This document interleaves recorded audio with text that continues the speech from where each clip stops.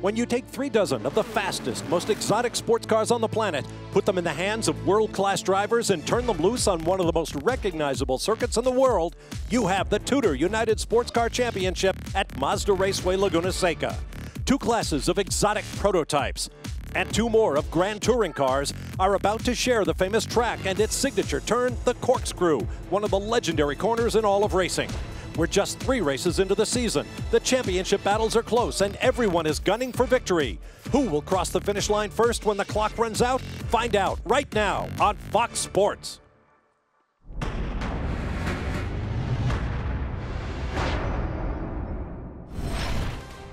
Nestled in the hills of California's beautiful Monterey Peninsula, Mazda Raceway Laguna Seca celebrates nearly 6 decades of world-class motorsports, today hosting round 4 of the TUDOR United SportsCar Championship. Welcome to the Continental Tire Monterey Grand Prix, powered by Mazda, here on Fox Sports. Hello everybody, I'm Bob Varsha. As usual, the morning clouds have burned off. We have perfect conditions for a race and it should be a great one. One of the drivers today said it best. If you're a golfer, you come to Monterey to play Pebble Beach. If you're a racer, you come to Monterey to race Mazda Raceway Laguna Seca. But don't mistake the fact that the drivers love this flowing racetrack because it's easy, because it's not. And with 4 classes of cars in competition for the first time in a month and a half, it's going to be even more difficult. With more now, let's turn to my colleagues, champion race drivers Calvin Fish and Justin Bell. Calvin, let's start with the marquee class prototype. Well, it suddenly got very exciting, Bob, and very tight in the point standing. Following Long Beach, the number 5 Action Express team, they looked vulnerable there. They didn't have the speed that weekend. Top 5, not a disaster, but it's allowed everyone else back in the game. We now come to Mazda Raceway Laguna Seca. Fittipaldi only 5th on the grid. What it's done is given a lot of confidence to the other prototype teams. They feel the number 5 car can be caught, it can be beaten to the title this year. Justin, that's exciting to watch. Well, it's exciting, but one thing I can guarantee today is that fortune will favor the brave, the bright, and the very fortunate.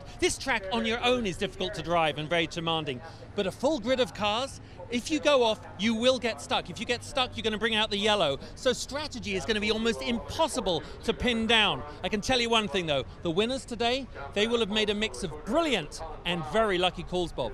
Let's follow up the story on prototype now. Down in the pit lane with Brian Till. Defending prototype champions Action Express took a blow to their points lead when several teams chasing them finished ahead of Joao Barbosa and Christian Fittipaldi at Long Beach. Visit Florida Racing scored their 3rd straight 3rd place finish and are now just 3 points back of the leaders.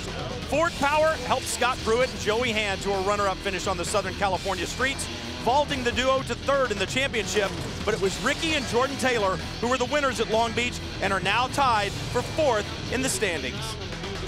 In Prototype Challenge, it has been a dream start for the number 52 of PR1 MATHIASEN Motorsports, who won both the Rolex 24 at Daytona as well as the Mobil 1 12 Hours of Sebring over last year's dominant championship winners, for AUTOSPORT, who took 2nd in both events.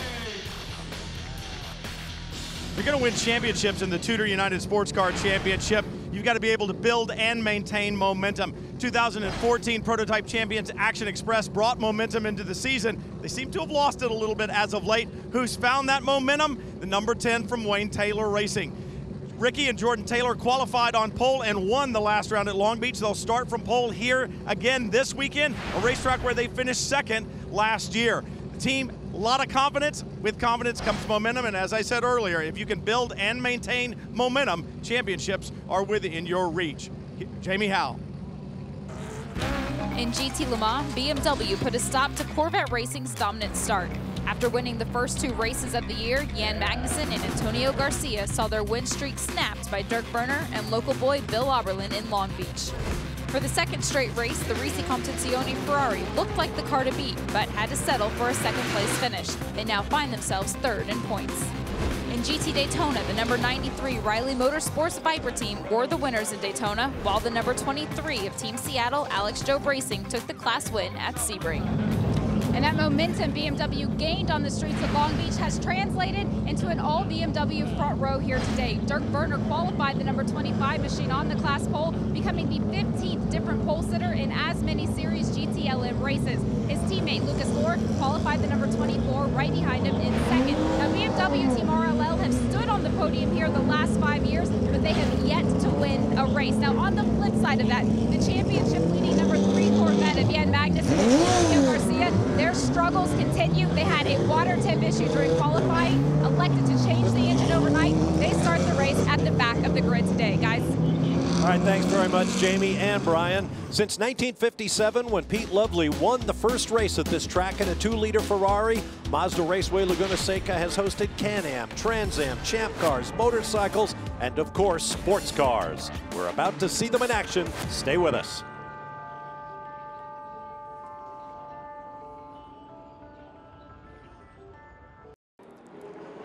Back live at Mazda Raceway Laguna Seca, let's turn to our WeatherTech weather update. 64 degrees, that's about as high as the temperature will get all day, but the key factor is the wind. Just 7 miles an hour right now. I don't need to tell you about the drought that California's been going through. A breeze will blow dust onto this track and make life even more miserable for the Continental tires. Now let's talk about the track with the help of our Ford track map. Justin? 2.238 miles of rock and rolling California action. Corners to look out for, down into turn 2 from top speed, crazy braking, uphill through 5, 6 to the corkscrew, where the cars are right now. That is one of the most demanding corners in American racing. And then, of course, turn 11, where you can pass for the lead, Bob. Here's a look at our selection of onboard cameras in the prototype, GTLM, and GTD categories. We'll see all the drivers at work. You can go to foxsports.com/Tudor for live onboard video streams of the TUDOR United SportsCar Championship. Check it out. Today's race. Pick your camera. We're about to go green as Jordan Taylor and Scott Pruitt lead them off turn 11.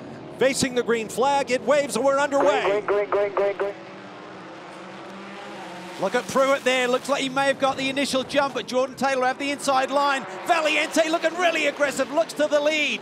That is the, can he make it stick? Very hard to. He is on the inside. That was tight. They touch. The 10 and the 01 touch coming off of turn 2. And Valiente slips through in the blue number 90 as dust is kicked up by cars going off. Pruitt drops to 4th. Here comes the GT class, GT Le Mans and GT Daytona, and they are underway. A great jump for Dirk Werner. Good start for the Porsches too. Look at that Pele, I believe it is, going to the outside, down into turn 2. Look for a way around those BMWs. Sometimes the off racing line is good here. Look at him, he's about to take second place on the inside. These corners have absolutely no camber to them, Calvin. Very hard to carry that speed through, especially on the opening lap. Look at the Corvette back in the middle of all that rubbish action. Oh dear, bit tough. He's having to come from the back of the pack after that engine change following qualifying, as Jamie mentioned, so it's got to be, patience will be the key factor for the number 3 machine. To your point, Justin, I don't think we can overemphasize, you do not want to put any wheels off this racetrack. Now, if you do that right now, we're on a lovely opening lap, but full of action. That's the promise of this race to come. Through the sweeping uphill left-hander at turn 6, tighter than it looks. Over the brow, a blind entry to the corkscrew. Here's what it looks like from onboard. On board here with Michael Christensen. He's actually going to be pulling double duty. He's going to do a single stint in this 912 and then jump in that car immediately in front of him to finish out this race here today. Only 3 Porsche drivers here this weekend. And of course, the opening lap is your first chance to take stock of everyone around you, how their cars work. I know the tires are coming up to temperature. You're getting a gauge of the other drivers, but as they feed their way through turn 11 here, it's very tight, but it's critical. Your launch off this corner, as you see them accelerate down the front straight there, is a very important one. Right now, you see that green carpet on the edge. It literally is AstroTurf. You don't want to put a wheel on that. On board the 3 with Spaniard Antonio Garcia. Remember, as Jamie said, they started toward the back after an engine change. They are the points leaders. They won the first 2 races of the year at Daytona and Sebring, then were upended by BMW at Long Beach, and now they're trying to consolidate that championship lead once again. Yeah, and he's cutting his way through this GT Daytona field right now. There we see the 007, Christina Nielsen, who sits in the 2nd spot. But what a day for that Viper. Mark Miller on debut here in GTD has the lead in GTD. That's right. Nice, he did the right thing there, discretion obviously on his side there. He let the Corvette make his way through. When you have a car like that coming up there so fast. Oh, there's a Viper off. The second of the Vipers clips that Tudor signage board. That's Ben Keating. Yeah, that's, I mean, you get away with it just about there, but of course, he's got damage, I think, to the right front corner. Looks like looks like the right front suspension might be busted. Yeah, something's dragging on the ground. Yeah. Front, at least a tire, maybe just a tire. I don't think so. Tires are fine.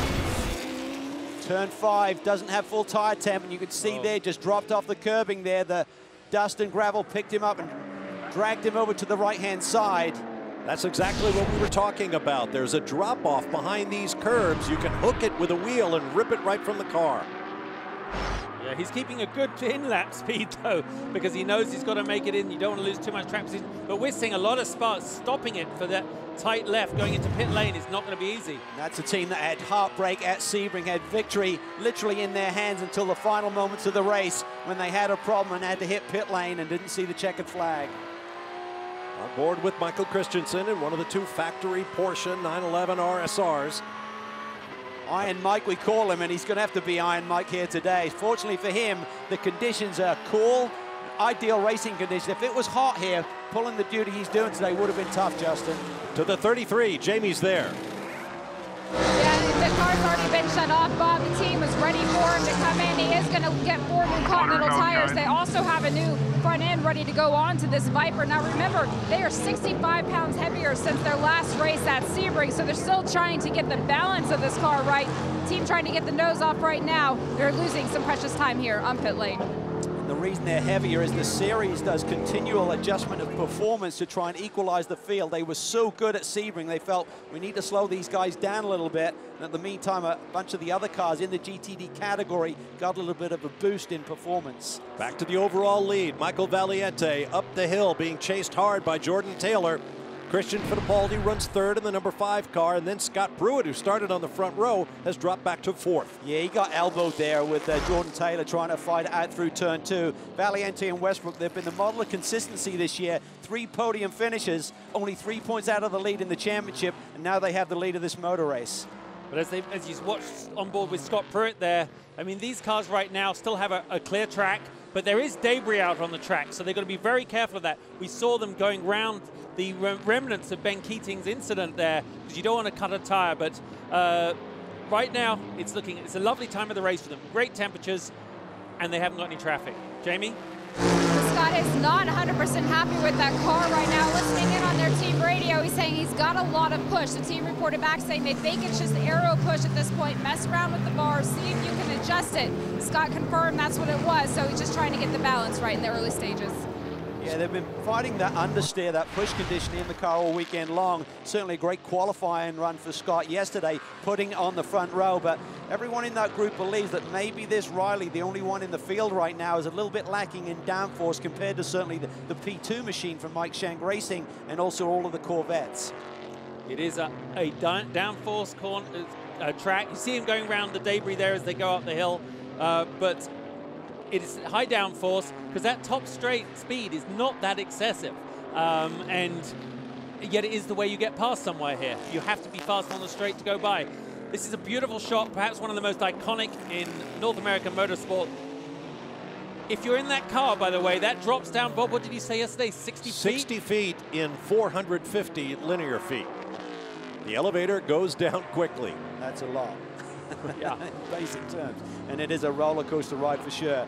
So Fittipaldi got a nice start here, sitting there in the 3rd spot. As we mentioned at the top of the show, they seem to have lost their edge in speed a little bit. This is not a great racetrack for that team, and it's a bit like a golfer going to a golf course they're not really comfortable with. That team don't feel they have a good setup for this racetrack, so I think today is going to be damage limitation in terms of the points. Try and get another podium, which they had 8 of last year, and just try and stay in the hunt in the championship. To the lead in the Prototype Challenge class. It's a cost-contained class. All of the chassis are French-made Orica FLM09s. All of the engines are the same small block Chevy V8s.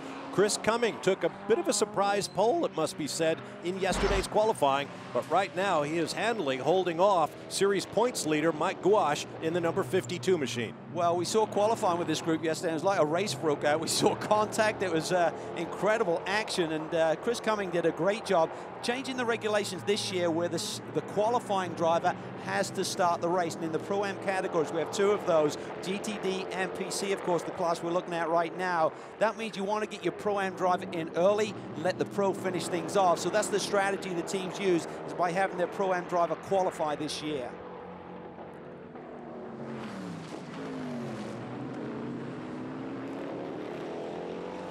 I was talking to John Gentilozzi, the engineer for Chris Cumming this morning, and he said that they actually had Chris Cumming qualify the car at Daytona and Sebring tampering, even though it wasn't necessary. And they did that because they wanted to get him a feel for how the car comes up to temperature and how he needs to manage that as a driver. So while it seemed like a surprise pole position, he was one of the most experienced qualifiers in the Prototype Challenge category this weekend. That was a great strategy, Jamie, because with the longer races, it isn't really critical in terms of a 24 and a 12-hour race where you qualify. And what they were doing is really training Chris to be able to go out in our first real sprint race for this class this year and put in a great run. And he certainly capitalized on that with a mega pole lap yesterday. Pole at Mazda Raceway Laguna Seca feels good. It's one of those tracks where you can really gauge how well you're doing throughout the lap. Obviously, joining back now to GTD, this is these cars that I was talking, you know, with various drivers out in the hospitality at lunchtime, and everybody is very aware of the temperature change, Calvin, for today. It was very hot earlier in the week, very cold yesterday in its own way, and yet today we've probably got the ideal racing conditions. And so this is everyone's first real run to do a full tire and fuel stint in these conditions. So I wonder how that's going to affect strategy as we move through into the second hour of this race. Well, we have a Viper leading. We understand the 33 car may be, in fact, trying to get back on the racetrack at the same time, suffering that damage early on. But what a performance here for Mark Miller. Got nominated for the Ben Keating's car for Le Mans next month, the 24 Hours Le Mans that you can see here on Fox Sports. It's going to be an exciting race. And to get in some seat time, they entered the second car here this weekend with Jeff Mosing, and Mark's doing a great job, qualified second and leading in the early going. Mega performance right now. It's a debut in class for both Miller and Mosing, who are longtime friends and rivals. Mosing had the resources to help Miller get seat time in this car, which, as you pointed out, Calvin, only scheduled to run the 4 longest races, the Tequila Patron North American Endurance Cup competition, but they brought it out to race here so Miller could get used to the team in anticipation of Le Mans. On board the number 17 GTLM Privateer Porsche 911 RSR. Wolf Hensler will share that car with Brian Sellers with Vulcan Tires. Spent some time with Brian Sellers last weekend, and we were discussing this weekend, and I said, looking at the long-range forecast, mate, it looks like it's going to be cool, and he shook his head. Ideally, they felt with their tire compounds that they are bringing here, they'd like to see slightly warmer conditions, Justin, and what they're talking about is the fact that their tire compound, remember, GTLM is the only open tire class. Everyone else runs the Continentals. In GTLM, you can run whatever you want. We've certainly got Michelin and Falcon tires involved right now, but they run a harder compound with that Falcon tire car, and they need the warmer temperatures to really get that tire to come to life. But right now, I think what you're going to see is the result of that, the net of that is as the stint goes on, you may find them, which we've seen at other races, Petit Le Mans was one of them, where they're actually very good in the middle towards the end of a stint. Look at this line of cars, the yellow one at the back. Behind the Falcon Porsche is Antonio Garcia, who has basically passed the entire GT Daytona field in the first 7 laps of this race. He's now caught up with the rest of the GTLM cars. Out front of GTLM are the 2 BMWs from BMW team RLL, and it's interesting you guys talking about tires and tire compounds. Michelin's on both of those BMWs, but the 25 out front with Bill Auberland and Dirk Berner piloting that car this weekend. 2 different tire strategies at play. They went with the soft Michelin on the 25 and the harder Michelin on the sister car, the 24. So already, even before the drop of the green, teams strategizing on what to do with the tires in these very cool temperatures that we have today. That, of course, is Team RLL. Rahal, Letterman, Lanigan. Bobby Rahal once owned Mazda Raceway Laguna Seca in a champ car, winning 4 consecutive years from 1984 through 1987. We'll be back.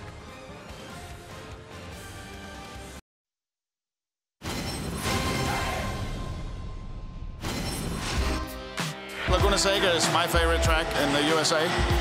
Fantastic flow to it. Really opens itself up for some fantastic racing. Mazda Raceway is one of the best tracks in the country. Viewing areas are endless. When you go up on that hill right above turn 1, you can see almost the entire track. It's a great spot to watch.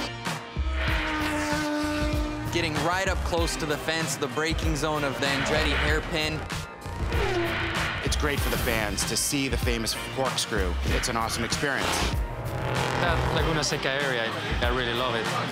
The atmosphere you have around the race is brilliant. Back live at Mazda Raceway Laguna Seca.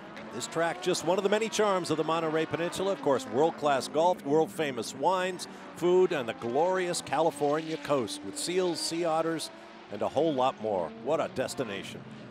I think it's worth mentioning as we pick up the front three here in GTD that, of course, Patrick Lindsay there in the number 73. What an amazing qualifying, and showing that it wasn't never a fluke when you get a good pole, but he's right there, right with that lead group. He might not be at the front of it, but these guys are split by a fraction of a second, Calvin, all the way out through the that top three, and it's just great to see because Patrick, I spoke to him in the autograph session, and I mean, the smile went from one ear to the other. I mean, he knows he did a good job and an excellent performance. It really is, and the Porsche had an adjustment of performance here this weekend, lost a little bit of restrictor, but one thing that they do have is a newly developed front splitter, but only a couple of the teams had the opportunity to test with it. One is Park Place, the other is Magnus Racing, so a lot of the other Porsche teams say, well, I think that gave those guys a little bit of an advantage. We're just trying to get adapted to it as a full carbon piece now, and it just changes the amount of downforce that you get there. There you can see it. They were looking at a change for durability reasons. They certainly were going through those at a rapid rate at Sebring and Daytona, so this is a good piece moving forward. But again, just a subtle change in the balance of the race car. The teams are having to adjust to that. Certainly the Alex Job Racing team said, we need a bit more time with this front splitter to get the maximum out of the car like the other teams are seeing. I just love the livery on that Park Place Porsche 911 GT America. GT Daytona class version of the 911 RSR that races in the GT Le Mans class. No change in the top three in GT Daytona. Mark Miller in the Viper, Christina Nielsen in the 007 Aston Martin, and then Patrick Lindsay in the Porsche. Here's Miller. Let's take you back to the start. And watch the getaway. Oh, look at that. He's got Pruitt to his right flank. On board here with Jordan Taylor. Almost touched there down in the brake zone. Valiente is really deep on the brakes, and as they come off the corner, look at that. A little bump there. Lose a bit of a carbon piece. Valiente is through and into the lead. Yeah, you've got to say that was, I mean, that was just tough, hard racing, and obviously no penalties were included for anybody as far as we know. That is fast down into there. That is fully committed. And as we pick up right at the front of the field there, Michael Valiente is still leading this race, so it shows his place to get sporty at the start, Bob, was probably not misplaced. I spoke with Michael earlier in the weekend, and he said everybody was scratching their heads. The 10 car, the Corvette Daytona prototype, on paper at least, identical to the others of its type in the field, somehow they'd found something. They were quicker than everybody in practice by a significant margin. But Valiente has taken it all to heart. He is running the fastest laps of all right now, 120.133 last time by, his fastest of the race. And that aggressive start, I suspect, was because he knew he had to get out in front and try to give it over to Richard Westbrook in the lead. Well, it's all about how you roll off the truck, and the 10 car certainly rolled off really quick, but these teams never stop working, Bob. They used the morning warm-up here. 8:10 this morning, these teams were out there for another 25-minute session, and it gave these teams a little bit more of an opportunity to fine-tune the race car on race day, which is more appropriate to the conditions you're seeing right now. You can see there the 10 car, you've got him really deep there, where he's struggling with front-end grip. Maybe he lost a bit of a dive plane there in that contact with Scott Pruitt, but either way, the 10 car does not look as dominant, as you said, Bob, as it did in practice and qualifying here. You talk about how the car rolls off the truck, Calvin. I actually talked to Troy Fliss about that number 90 machine this morning, and he said that's one advantage that they've had here this weekend is that they rolled off the truck pretty strong. They actually had some time to test after Long Beach, and they did 3 days of testing out of Buttonwillow. Both of the drivers are really happy with the car, the way the car is performing this weekend, and they don't feel like they're necessarily playing catch-up. So expect them to stay at the front today. Brian? Now remember, even though there's several Corvette Daytona prototypes out there, the chassis underneath them are varied. There could be a Riley, it could be a Dallara like the number 10, or it could be a Coyote like Action Express and Spirit of Daytona run. The other thing you got to keep in mind is there are 2 drivers in each one of these cars, and the guys at Wayne Taylor Racing told me to set up 2 different cars for this weekend. One for Jordan Taylor for qualifying because they wanted the pole, and then another one for Ricky Taylor because he'll be the one finishing the race today. So it could be something just as simple as the different chassis working differently in the different weather conditions, or perhaps Jordan doesn't like the car, but when Ricky gets in, it will be set up for him for the run to the checkered flag. Oh, look at this action there. You saw Valiente there. He actually went into the pit lane a little bit. Oh, Jordan Taylor to the outside. He's going to get the lead here. I think he's got the track position. Valiente there was stymied with traffic side by side as they head down towards turn 3. Jordan Taylor to the lead. Using the Turner GT car as a pick. I mean, this is multi-class racing. I said at the top when the track map turn 2 is critical. The Corvette obviously took a little bit of a block there, but what happened there? I mean, Valiente has nothing to complain about because it's the same block nudge that he gave Jordan earlier on the first lap. But that was, you could see that setting up while we were hearing Brian's pit report. You could see as they came up on the back of the GTLM and PC crowd there that that Valiente was going to get blocked. This is what makes the TUDOR Championship so exciting. The 4 classes running together, different pros and cons in terms of how they get around the racetrack, and it just spices things up on a regular basis. Boy, look at the 10 as he rolls his way down now. Suddenly the road gets clear again, and Jordan is going to have to put the hammer down now. This is his opportunity while Michael is getting his sort of act back together as he goes past the 912 in front of him. He isn't going to go, he's going to set him up to go through turn 11 onto the straight here, but that was dramatic stuff. I'm sorry I spat all over you there, Calvin, during the middle. I was so excited. Oh, you had so many classes going at it there on the climb up here into turn 1 and down into turn 2, and Michael just stymied to the inside. He went to the pit lane initially. From on board the 911, those prototypes coming up from behind.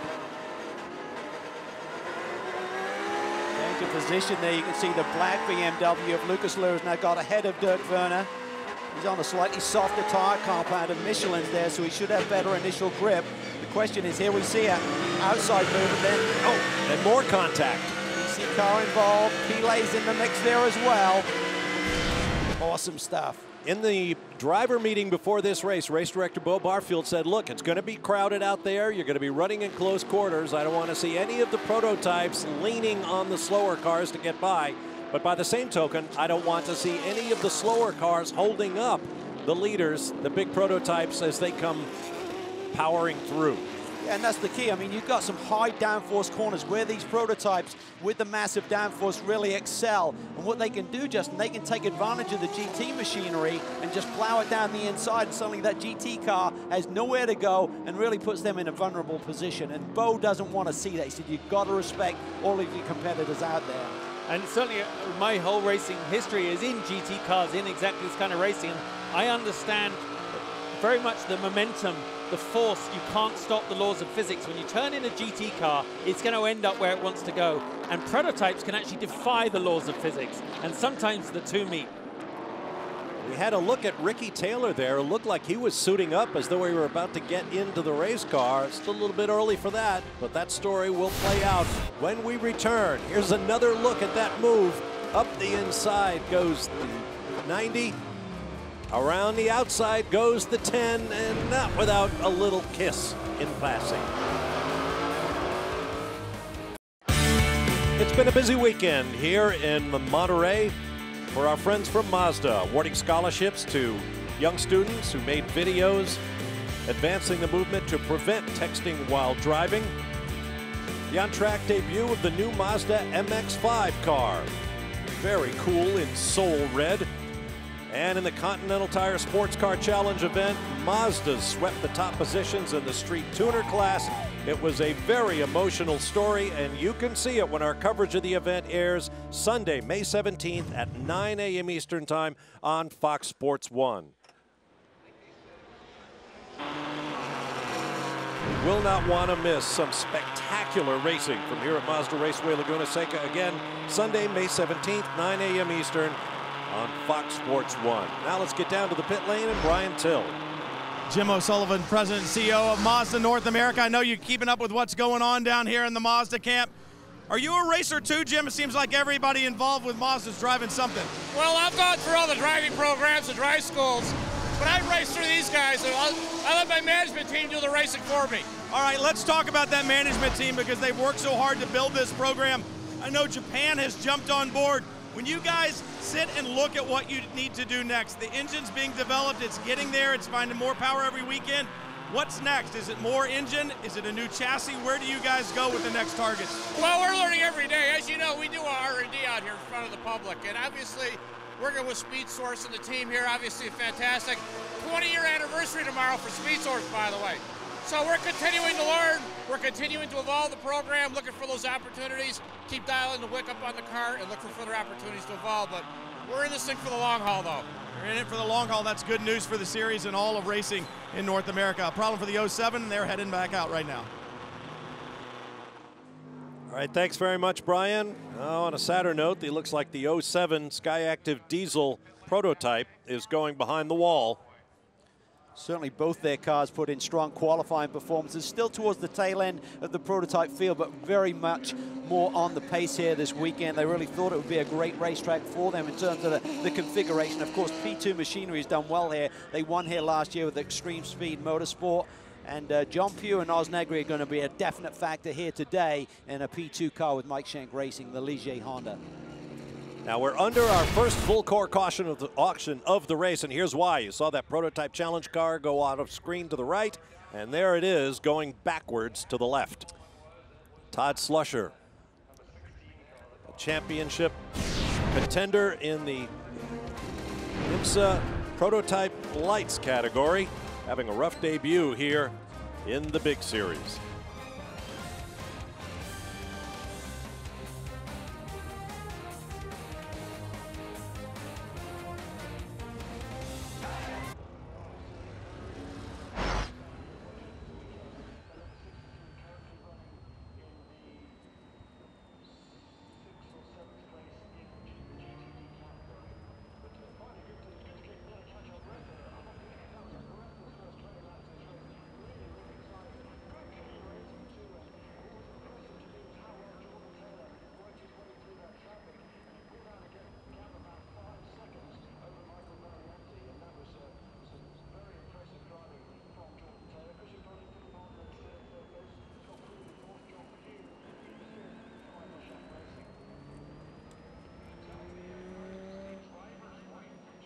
Last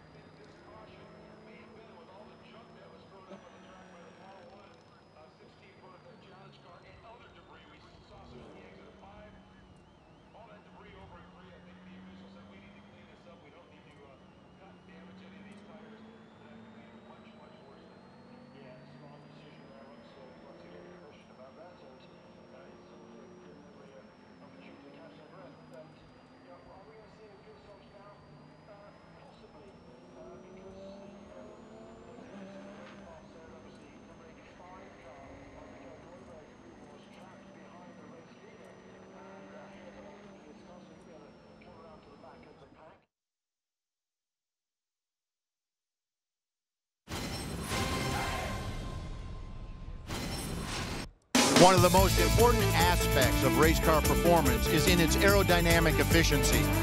In the Corvette C7R, we start with a single large air inlet opening. It provides engine combustion air, engine cooling air, and brake cooling air.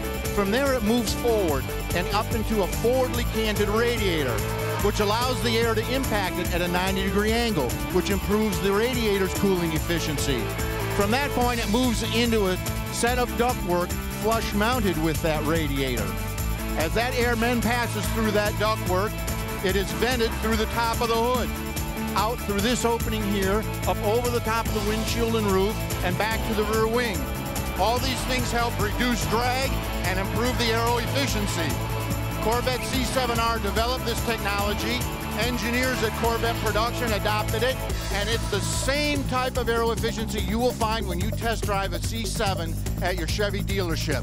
In this business, we develop it in racing, we pass it to the production car, everybody wins. Well, thanks to Doug Fian and all the boys at Corvette Racing, who are very, very generous with their time and our access to their garages.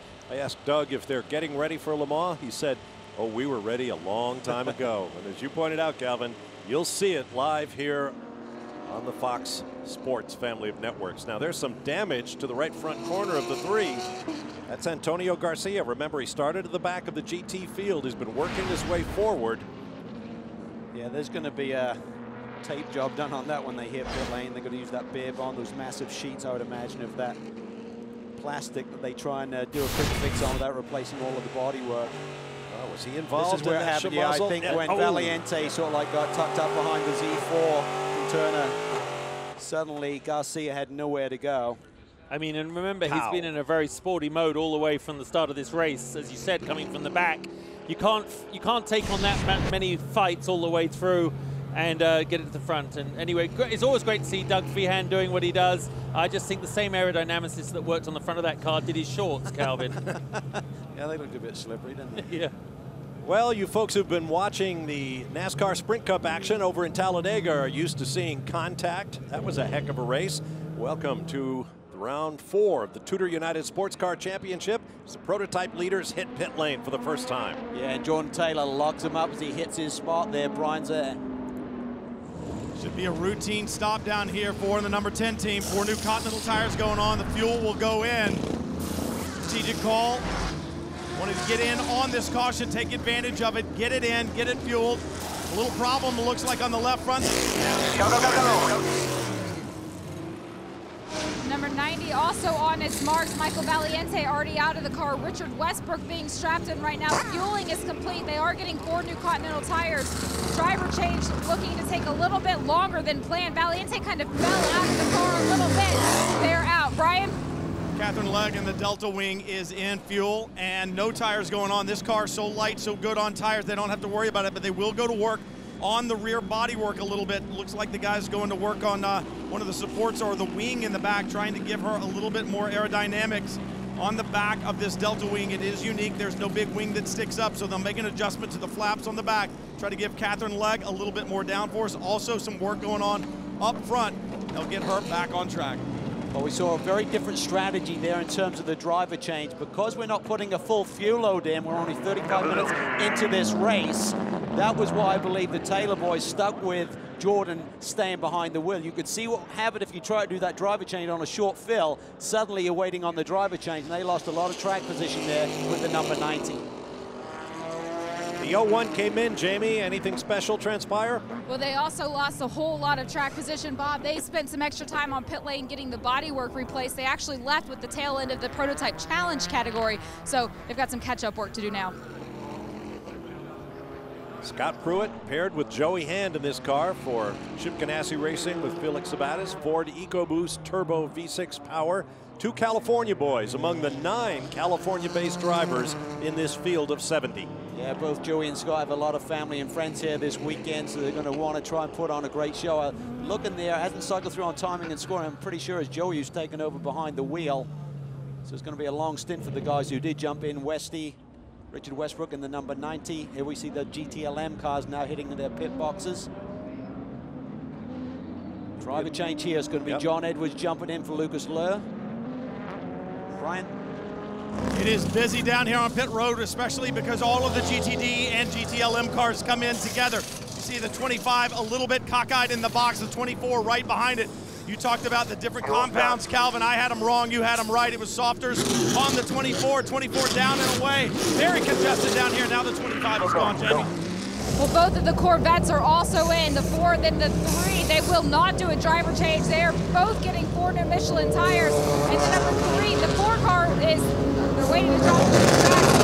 Both released at the same time. The 3 car did hit a tire from the number 4 machine, so we look to see a penalty there. Tire is airing on pit road now, guys.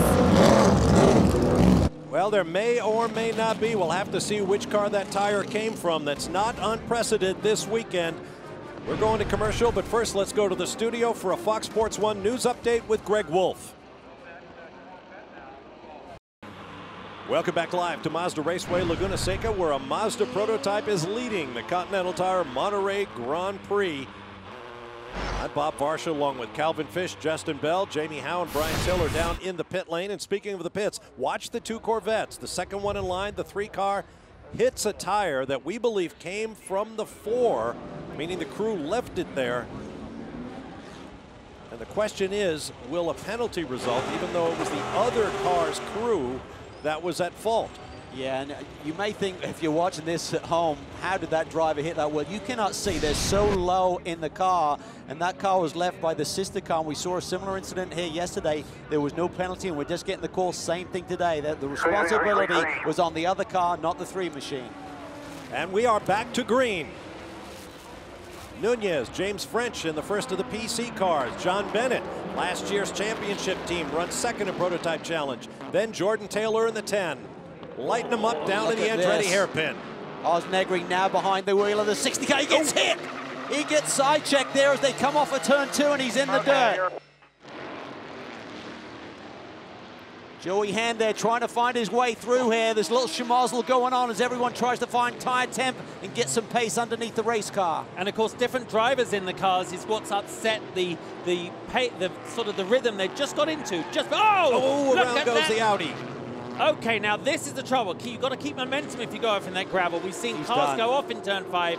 If you go off sides and spin it, you are now beached. What a pity. You're stuck. You're stuck, buddy. I could see by his tire marks that he kind of got a little help, I think, on the way in there. Another full course yellow. That is very disappointing. This will be a short yellow because of the way they alternate the yellows, but wow, that's what I said at the beginning. An unspectacular off can result in a consequence for everybody up and down the field. As mentioned, this will be a short yellow, meaning an abbreviated pit stop. The pits will stay closed. Look at Negri there, deep on the brakes there, locks him up. He goes side by side with Dan Cameron there coming off turn 2. Gets a little elbow there and off into the dust. Don't see any damage immediately. Then Joey Hand slides to the outside, but Oz Negri's just trying to get his act back together, and Joey was which way you're going to go. So he kind of played the patience factor right there.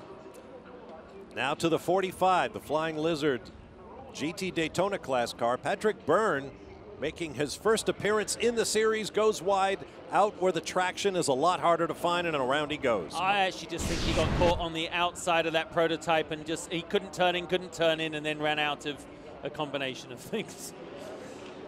As you mentioned, Justin, you get out there in the kitty litter and you're going to bury it to the axles. His teammate Guy Cosmo, glad to see the car appears undamaged. It'll be back in the pit lane shortly. They are not done today.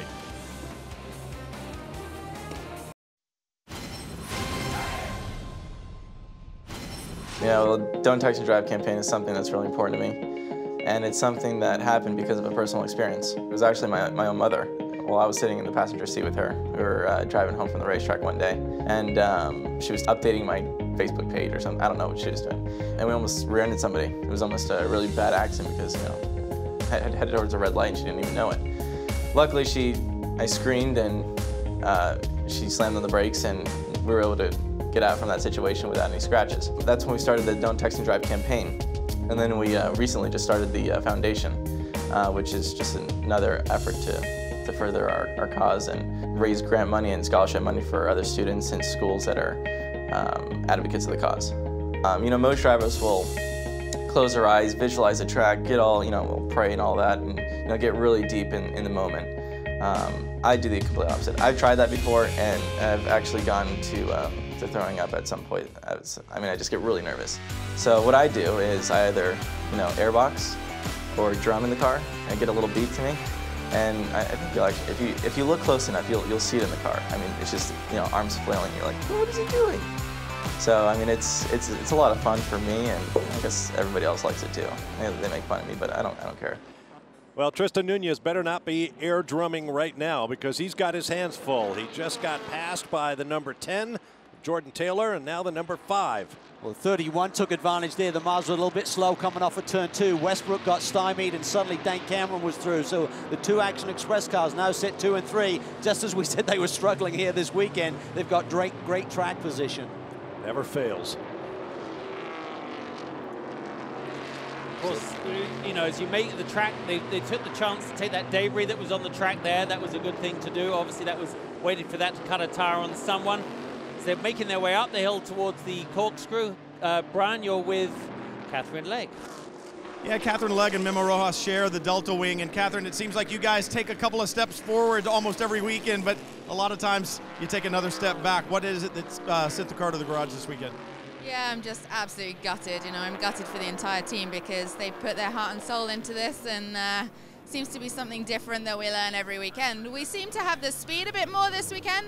We just lost the exhaust. I was losing boost through that run, and now the head is just cracked and it's done. I think we're done for the race, which is a shame, but we used it as a test session. We learned a little bit about our downforce levels, and maybe next time both of us will get to drive. I don't think we've made it to a driver change yet. Like I said, they keep taking steps forward and finding more speed. It seems like almost every weekend they take a step back as well. Jamie? Well, we talked about Spirit in Daytona unloading the car strong, but Michael, talk me through the traffic here. How did that play a role in that stint?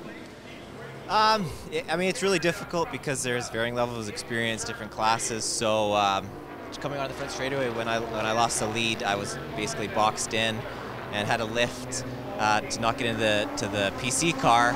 Got around them and then was boxed in again and had contact with the GTLM car. And I mean, it was just one of those things. So unfortunately, we lost the lead. We're 4th right now, so hopefully we can gain some time back because the car is quick. We'll certainly see what Richard Westbrook could do behind the wheel. But one thing to note, guys, the engineer on this number 90 machine is Ricky Cameron. His son, Dane Cameron, is in the car right behind him. It's at number 31.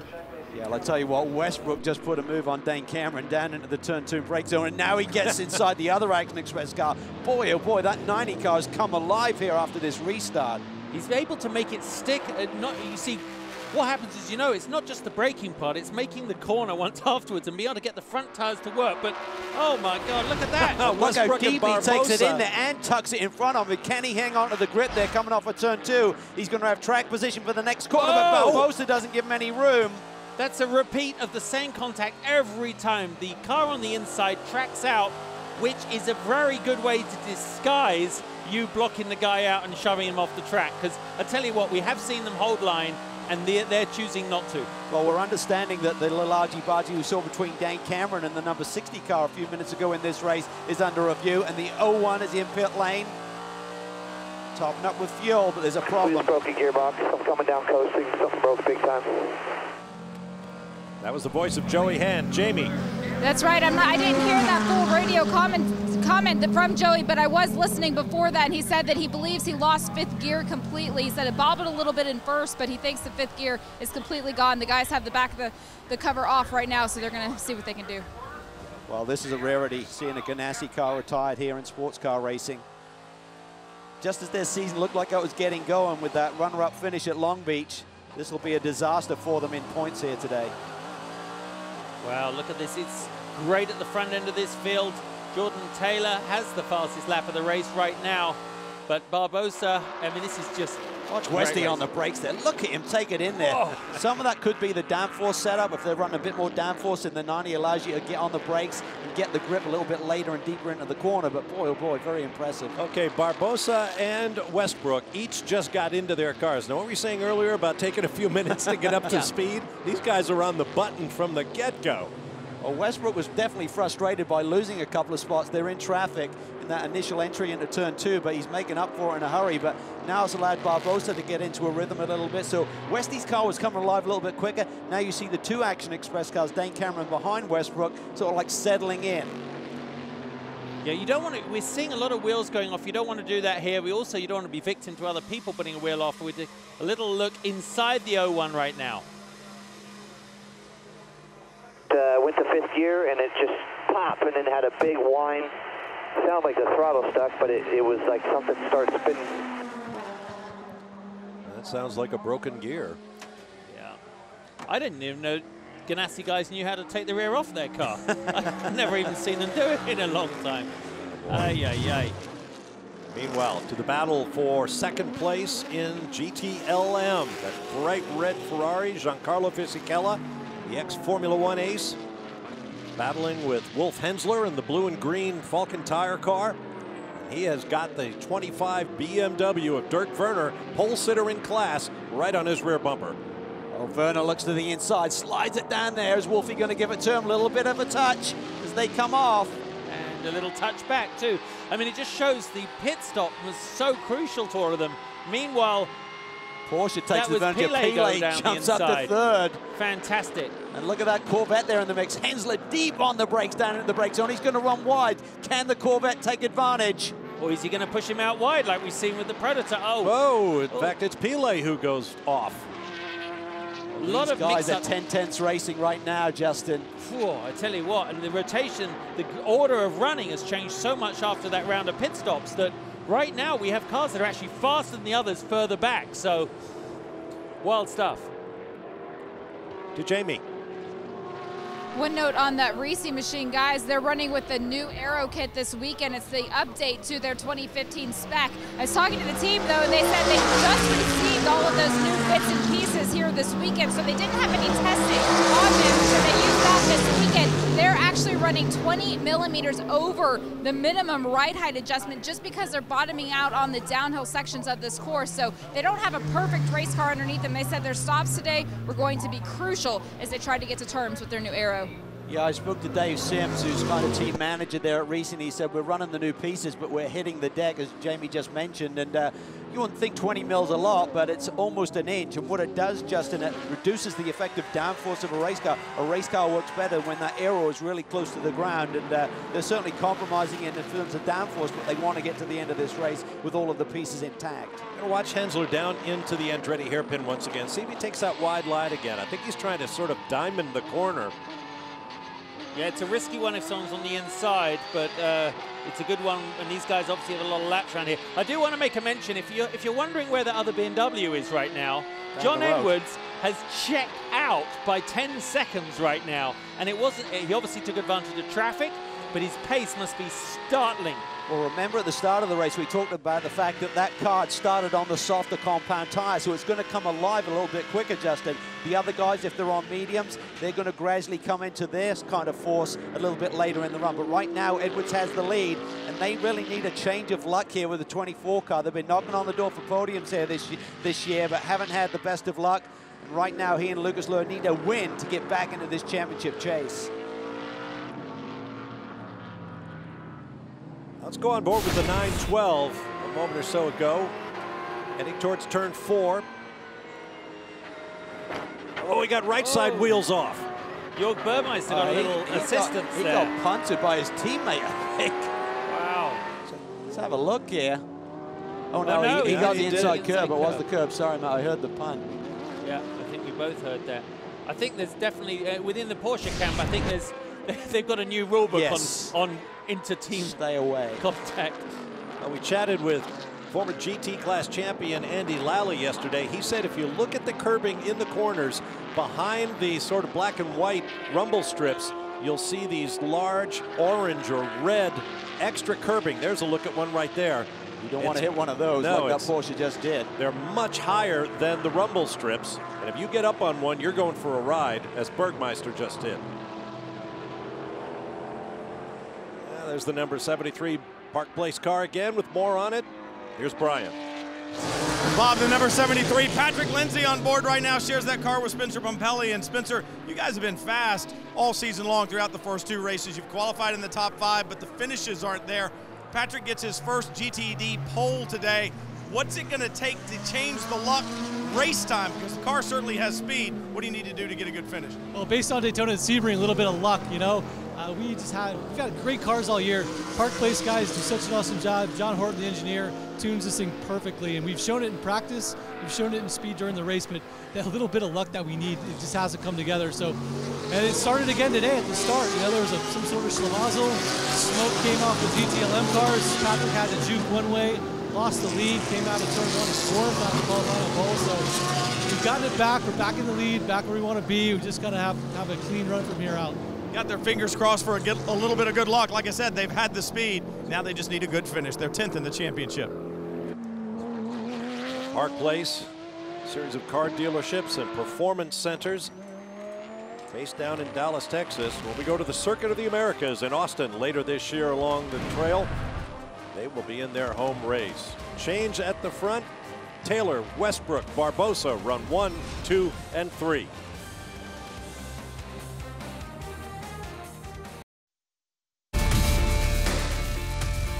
The charms of Monterey are many. That was a bust of John Steinbeck, famous novelist who was not particularly popular hereabouts for his realistic portrayals of the plights of the farm workers and cannery workers. He is now claimed as a favorite son. There's a wonderful Steinbeck Museum in nearby Salinas, California. Of course, downtown Monterey, Cannery Row, the wharf, beautiful homes of Pacific Grove, 17-mile drive, and on and on and on. If you get a chance to come to Monterey, I suggest you try August during Car Week, when the Pebble Beach Concord Elegance and the Monterey Motorsports Reunion here at Mazda Raceway Laguna Seca bookend a week that will just delight the soul of car guys everywhere. There's our leader in the PC category, James French, in the number 38 car, has taken over the point. He's going to be sharing that car with Mike Hedlund, who's a California native, so he'll have a lot of support here this weekend, and 22 cars in, Brian. Routine stop down here. Lee Keane got in for Cooper McNeil, but this entire Alex Job organization has really struggled. Both cars this weekend, the 22 and the 23. The 23 elected to take new tires and start from the back.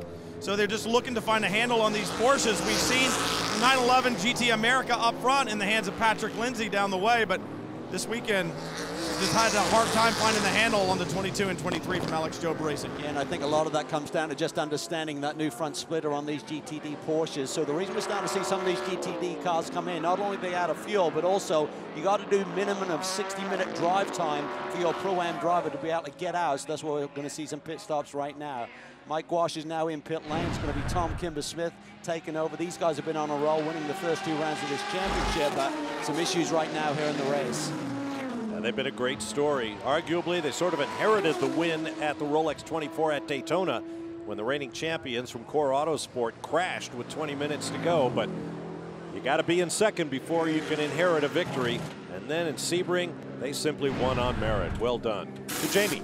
Well, the number 63 Scuderia Corsa Ferrari was one of the other cars that elected to change tires following qualifying, so they started at the back of the grid as well. Moved all the way up to third after the pit cycle. Now on pit lane, they did do his driver change, so Bill Sweetler is now out of the car. Townsend Bell behind the wheel. It was a very clean stop, but trouble getting the car refired is underway.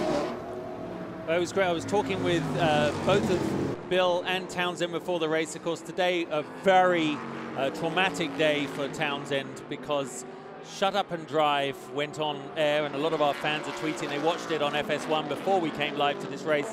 Is the first one that I did without him. And in the end, basically, he couldn't take the pressure. He had to leave to go and race at races like the Indy 500 and things. I'm joking, of course. Townsend well, he has turned 40 as well. He has turned 40, you know. But and of course, I'm doing that show now with Reese Millen, and I think everybody enjoyed it. It will re-air, so please watch it. Because Townsend's got his own show now, What You Got, in which he takes professional athletes from other sports, takes them out there in a very hot Lamborghini to see who the best drivers among the stick and ball set might be. Yeah, it's great, and I really love watching these guys. And I have to say, Bill Sweetler put in a very good run then to keep that car up there and change positions. Well, here's a replay for a pass for the second position. Again, Westbrook so impressive on the brakes there. Took Barbosa by surprise a little bit, stoved it down the inside. Let's take another look here. I mean, he's not close. Straight. He's not close at all as he starts that last-ditch overtake. That could have ended nastily. But I tell you what, that is conviction. That takes conviction and commitment to go by like that. Conviction and handling and downforce, because he has just been burying that car into those brake zones. Jamie? Number 44 is also on pit road. Andy Lally now behind the wheel. 4 new Continental tires. I was talking to Andy on the grid, and he said today's going to be a tough one. He thinks they have a pretty good car, but he's not 100%. They're going to move our camera out of the way. Wasn't sure he could get out, but there's another car. chain of events here, guys. Brian? Guy Cosmo taking over for Patrick Byrne down at Flying Lizard Motorsports in the Audi. Patrick new to this car, struggling with some of the systems on it. They had some fuel pressure sensors going off, and they thought perhaps they had a fuel pump problem. They've gotten that sorted out, and now Guy Cosmo getting behind the wheel. This stopped taking a lot longer than they wanted it to or it needed to.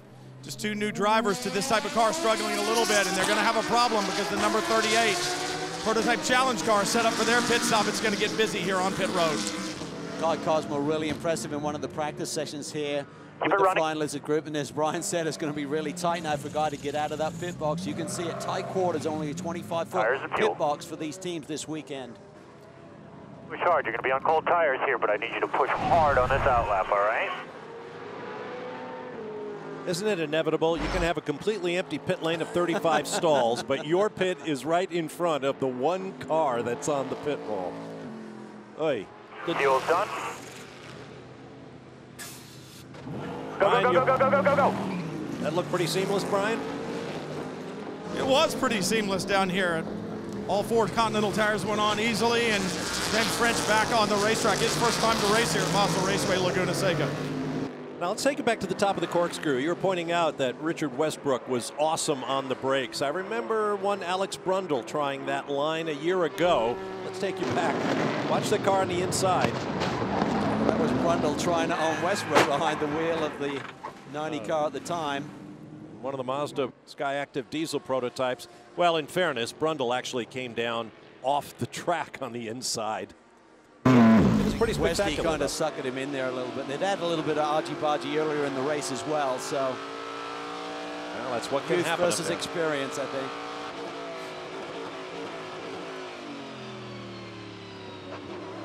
I understand race control is taking a look at more contact between the 25 of Dirk Werner, BMW, and the 17 of Wolf Hensler. Those are two competitors in class. Westbrook just oh, excuse me, that's the 10 car. That's Jordan Taylor taking a page out of Richard Westbrook's moves. Lead is stabilized at about 6 to 7 seconds between the 10 and the 90, so the car seems to have similar pace as Ricky Taylor stands by waiting to take over from the lead machine. It's the Taylor family enterprise out front. Jordan Taylor will give over to brother Ricky shortly. There are your four class leaders. We'll take a break and return live to Monterey.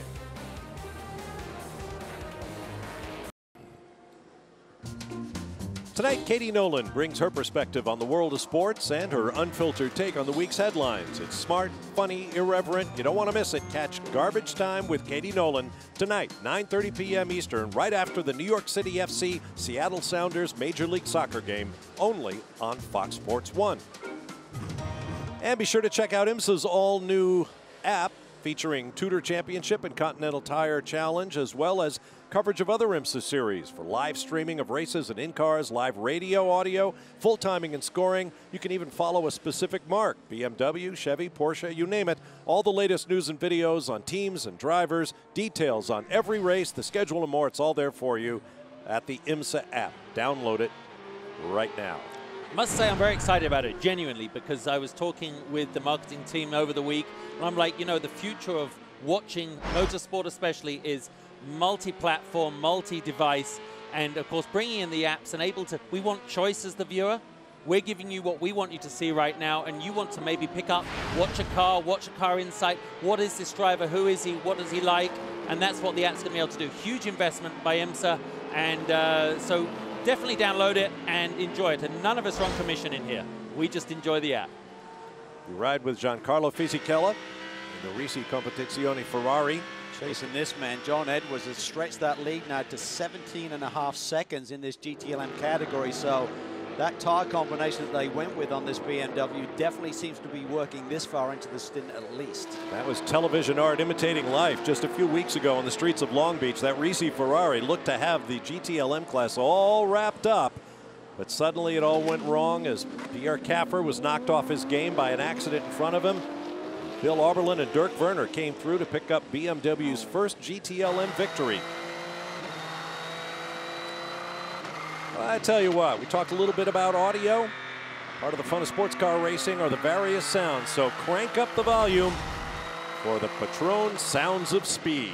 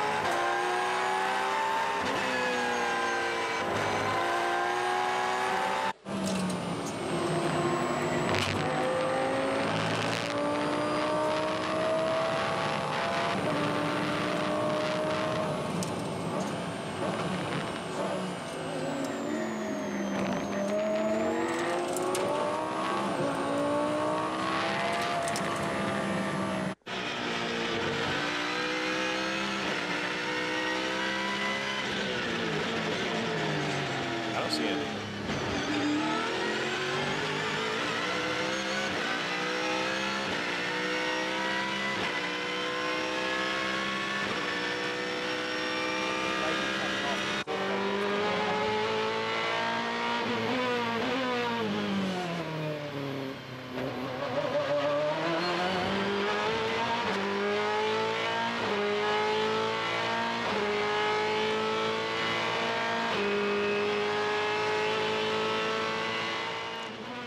I've got to say, guys, jumping, you know, I do a lot of my own shows, which means I do a lot of in-car audio, and our technical team here do a great job of bringing us that audio, because it's very hard to capture car noises with all that other clanking and cluttering that goes on inside a race car. So congratulations to the team. They do sound good, though.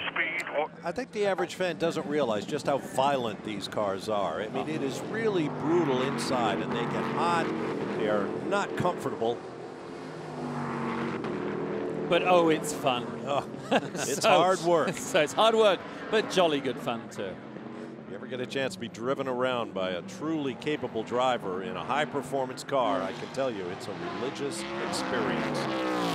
Jordan Taylor has stretched the gap out to Richard Westbrook to 7.5 seconds. I think a lot of that is just how they're hitting traffic. They seem to have a very similar pace, but relating that back to the Action Express cars, they are about 7 to 8 tenths off the pace of Westbrook and Taylor. So we mentioned at the top of the show that the Action Express team seem to not quite have the setup right. They didn't have it at Long Beach. Here they're struggling a little bit. Still in the top 5 and podium's potential, but these other guys are certainly making hay right now.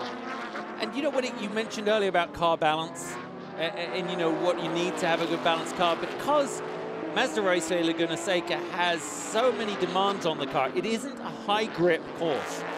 It's very easy, especially when the temperature gets up, to have a slippery track. The corners right now that we're watching, you know, them go through turns 3 and 4, they're dead flat. Very hard to get perspective of where you are. Easy to go through the apex too fast and run off. The uphill section actually makes more sense than anything, because you've got the dynamics of the corners as you watch them heading up there now. Westbrook is using that banking, accelerating up through these corners. This is my favorite part of the track, and a lot of people, we all enjoy it because it's just so, it challenges you and challenges the car. Let's get more on the Ferrari team now with Jamie. Well, as we talked about, there's quite a gap between first and second. Giancarlo Fisichella behind the wheel of the 62 right now. BMW were able to split their tire strategy, Pierre. You guys are a one-car team up against the factory two-car teams. How big of a deficiency is that for you? At the minute, it's quite tight in our GTLM class, and I'm really proud about Risi Competizione. We made a very good pit stop. That was one of the keys why we could be in the leading position. Right now we are second, and cross fingers, then we stay there. When you don't have a sister car to be able to bounce back and forth on, how does that change your weekend? Yeah, it would be nice to have a sister car, because then you can work a little bit together. Right now we are on our own, but I think for that we are doing quite a good job as a privateer team against all the factory cars, and I have to say I really love this category. The GTLM for me is one of the best categories in the world. He also has one of the best team owners in Giuseppe Risi. He's funding a lot of this program out of his pocket. He's a big fan of the sport. Not here this weekend, but good to see you guys running up front. Brian? Down at Mike Shank Racing, Oswaldo Negrete. John Pugh, he's taking it up to 4th, and I know this is where you made your debut in a Daytona prototype, is right here at Mazda Raceway Laguna Seca. How much has the series changed? How much have these cars changed since you made your debut? Oh, you got a half an hour, I'll tell you about it. But it's just fantastic driving this Leger here at the Laguna. I've driven here since my old Skip Arbor days and moved up to Daytona prototype first time here quite a while ago. And this car here at this track, it's just a marriage made in heaven. It's unbelievable. Oz going to the checkered flag. I couldn't hear you. Oz going to win this one?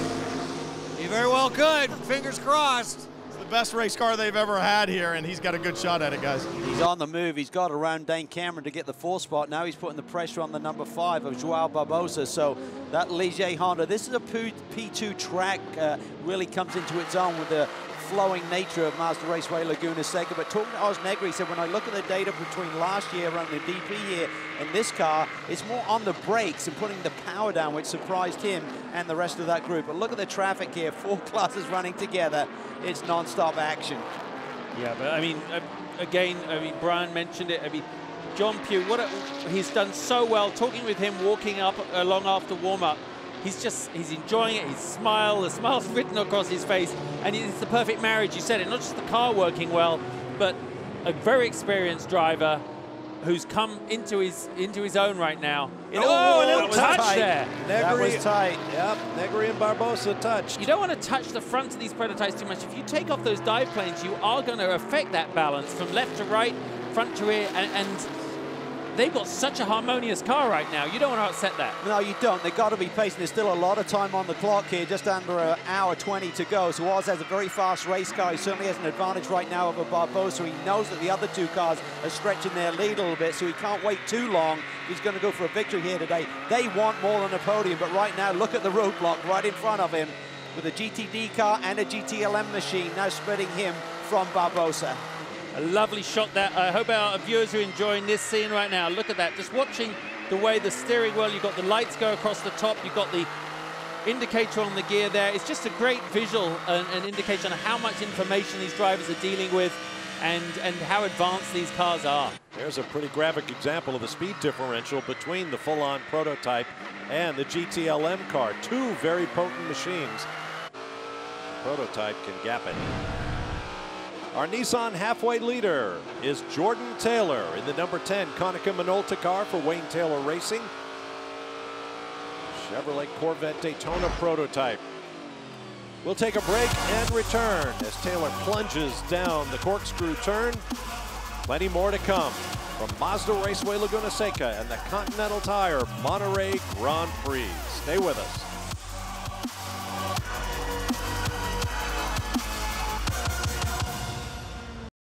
Welcome back live to Mazda Raceway Laguna Seca and the Continental Tire Monterey Grand Prix powered by Mazda. This race is a part of the DECRA Green Challenge. It's using protocols established by the U.S. Department of Energy, Environmental Protection Agency, and the Society of Automotive Engineers. Algorithms are used to plot the cleanest, fastest, and most efficient cars in the race using timing and scoring system data plus energy consumption or fuel used. The idea is to score the lowest number of points possible. As a result, here are the current standings. Corvette Racing and Risi Competizione have won at individual races. In fact, the Ferrari has won the last two at Sebring and Long Beach.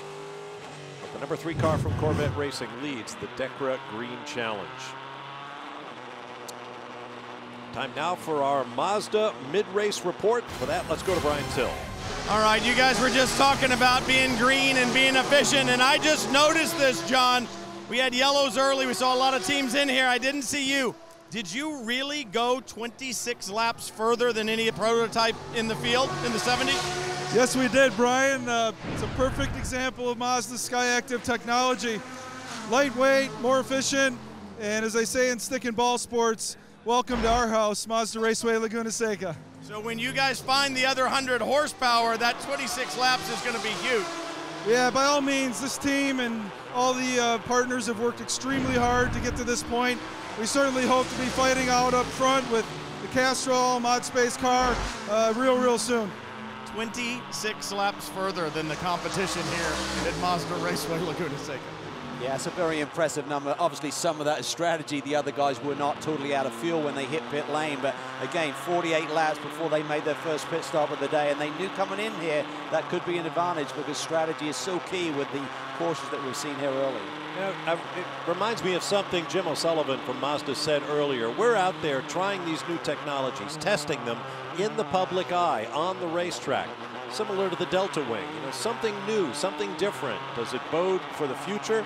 Well, it's hard to say, but at least they're out here trying it, and we get to watch it all unfold.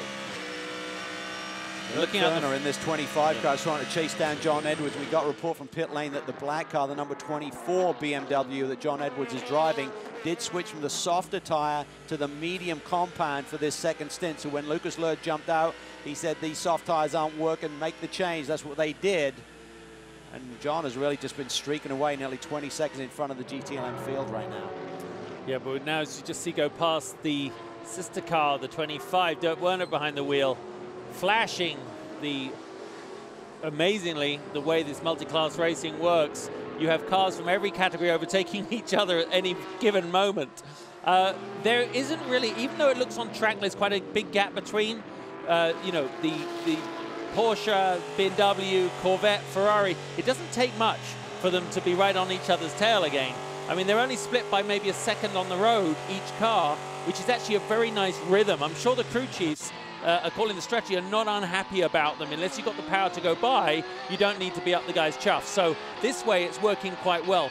Good rhythm to the GTLM at the moment, but I guess a lot of attention will be being paid to this pace of that 24 car right now. Yeah, absolutely. And the nice thing for Edwards is with that amount of lead, he can afford to be patient in traffic. When you only got a second or two lead, like we're seeing the gaps here amongst the other competitors in that class, you're going to be a bit riskier in terms of diving inside of someone in traffic. For Edwards, they'll be telling them, just play it cool, focus forward, and think about the big picture here. Don't be forcing the issue when you've got a massive lead. You're in prime position here. Don't throw it all away by doing anything silly. It was interesting. I was just looking at the front. You remember the damage that Garcia got there on the number 3 when he actually just had to check up in the back of Westbrook, I believe it was. He had such a storming run from the back, so much momentum going. That can't help him, Calvin, on that front right. You know, he's just, I think, arrested his speed for that final push that he had. As you look at these vistas at Mazda Raceway Laguna Seca, that's one of the charms of this racetrack. From one seating position, you can see so much of the track, virtually from the downhill out of turn 9 all the way around to the uphill going up to turn 6. Almost an entire lap. Great sight lines at this racetrack, which is remarkable when you consider that it was built in the space of just 60 days back in 1957. PC car moves aside to allow the faster GTLM cars through. There's the 007 Aston Martin, still in the hands of the driver that started the car, Christina Nielsen of Denmark. Let's hear from her team owner, Rich Bryan. Well, Kevin Buckler, there was a time when you were known as a pretty good race car driver. We won't talk about when that was, but now a team owner, and you're known for bringing young drivers along. How impressive, or how impressed are you with Christina Nielsen and the job that she's done today? I mean, she has really stepped up big time. This was great. Watching her have an awesome start, get around a bunch of guys on the first start, and then take lead of the race and commandingly stay in the lead. We're all cheering on the box here. It's great because we got a really nice group of partners and sponsors that are here. I know our dad's watching from home, and we're all just so proud. We decided to do the pit stop and leave her in, so we're going to run a strategy a little different than the other guys. She's going fast enough that we're only going to have to stop one more time, so hope it works. When they make that one stop, it'll be James Davison getting in. That will be a very strong bullet in the gun to take to the checkered flag. I spent some time around the TRG Aston Martin racing crew. Christina Nielsen, James Davidson, Derek DeBoer, Brandon Davis. They are a merry band of racers, and they race in a number of series. These Astons are very cool cars. On board the Ferrari, and like every other car in the GT Le Mans category, with the exception of the Falcon-tired Porsche 911, they all run on Michelin tires. And I'm sure if you're a fan, you are aware that Michelin throws a very, very wide net across the world of motorsports. Here's Jamie with more. The month of May is busy for everyone in motorsports, and that's especially true for Michelin. Michelin sports car engineers are not only busy here this weekend for the TUDOR Championship, but also for the FIA World Endurance Championship in Spa, Belgium. Last week, a team of rally engineers were in Argentina, and next week, another team will be in Monaco for the FIA Formula E Championship. Meanwhile, Michelin is finalizing preparations for the 24 Hours of Le Mans, where Audi, Porsche, Toyota, and Nissan prototypes, as well as the Corvette, Porsche, Ferrari, and Aston Martin GT factory teams are all Michelin technical partners. And while all this is going on, Michelin is developing tires for the second half of the TUDOR Championship season, the upcoming Japanese Super GT Championship, starting on tire development for next year and continuing testing for next year's return to MotoGP. Michelin's nearly 80% win rate in the top customer satisfaction surveys is almost identical to its win rate in open motorsports competition, and Michelin will continue to work with a wide range of technical partners and series to continue developing technology for racing. Thank you, Jamie. There is a note of sadness this weekend, however. Notice that black armband and tape on the arm of the Michelin engineer They're all wearing them this weekend in memory of Francois Michelin, who died earlier this week at the age of 88. He became company chairman in October of 1959 and is credited with help make Michelin one of the leading tire makers in the world. Back live at Mazda Raceway Laguna Seca, the number 48 Audi in the GT Daytona class has just come in. I believe Dion von Molke gave over to co-driver Christopher Hasse, who will take it to the end. And while we were in break, both of the Action Express cars, the number 5 Mustang Sampling Corvette Daytona prototype and the number 31 Whelen example, both made their pit stops. No changes. João Barbosa is still in the 5, Dane Cameron in the 31. Bit of a moment here for our leader, Jordan Taylor here, going through turn 2. Watch that number 63, GTD Ferrari. Doesn't give him the outside lane, and Jordan had to check up. I think if they, anyone that's been in this race so far knows that is not a safe place to be on the outside there right now. It's just the way the road, it actually pinches back on the left of you. I would say some of it's a little intention, some is accidental. Jamie, you're down there in the pits. Yep, and the Visit Florida number 90 machine also on pit road. Richard Westbrook will stay in the car. He's going to finish out this race. They've got 4 new Continental tires. Fuel going in right now has been 40 laps. That one was very clean, guys. Boy, the look in Richard's eyes there. Yeah. Is he focused? Is he on it? He realizes, I'll tell you what, the positions stay the way they were when they came in the pit stops. They could be the championship leader here tonight, Bob. Yes, they could. Tell you what, Look how careful you have to be. It's really tight there, that pit exit. It's a bit like Daytona. The only thing go on there is something bad if you get it wrong. Of course, he's got to bring those tires up to temperature as the leader, Jordan Taylor, hits his marks. It'll be Ricky jumping in here, of course. He hasn't seen action yet today.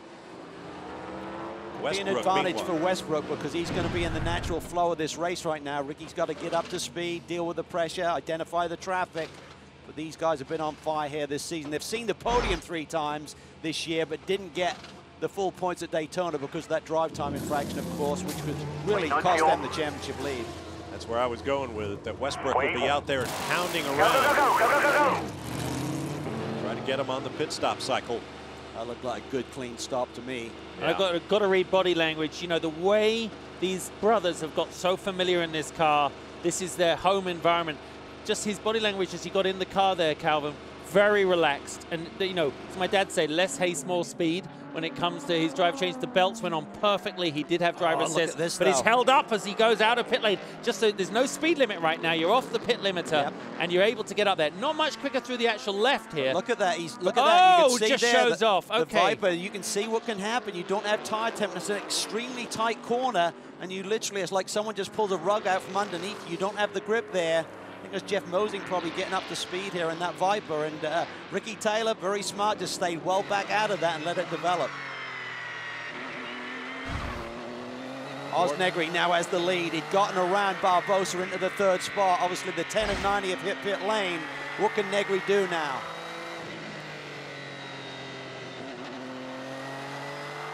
He comes.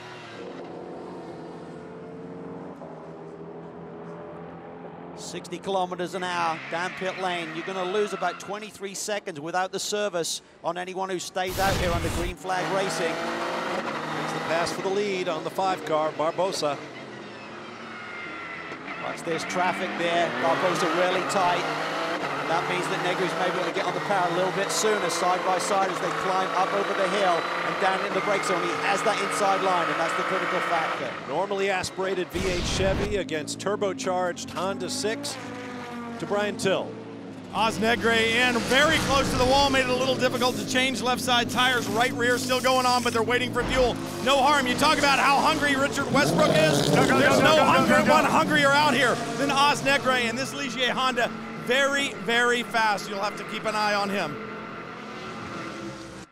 Leader in GTLM, 61 minutes on the board. It's going to be tight to make it to the finish here. They might be able to squeak it without another stop here today.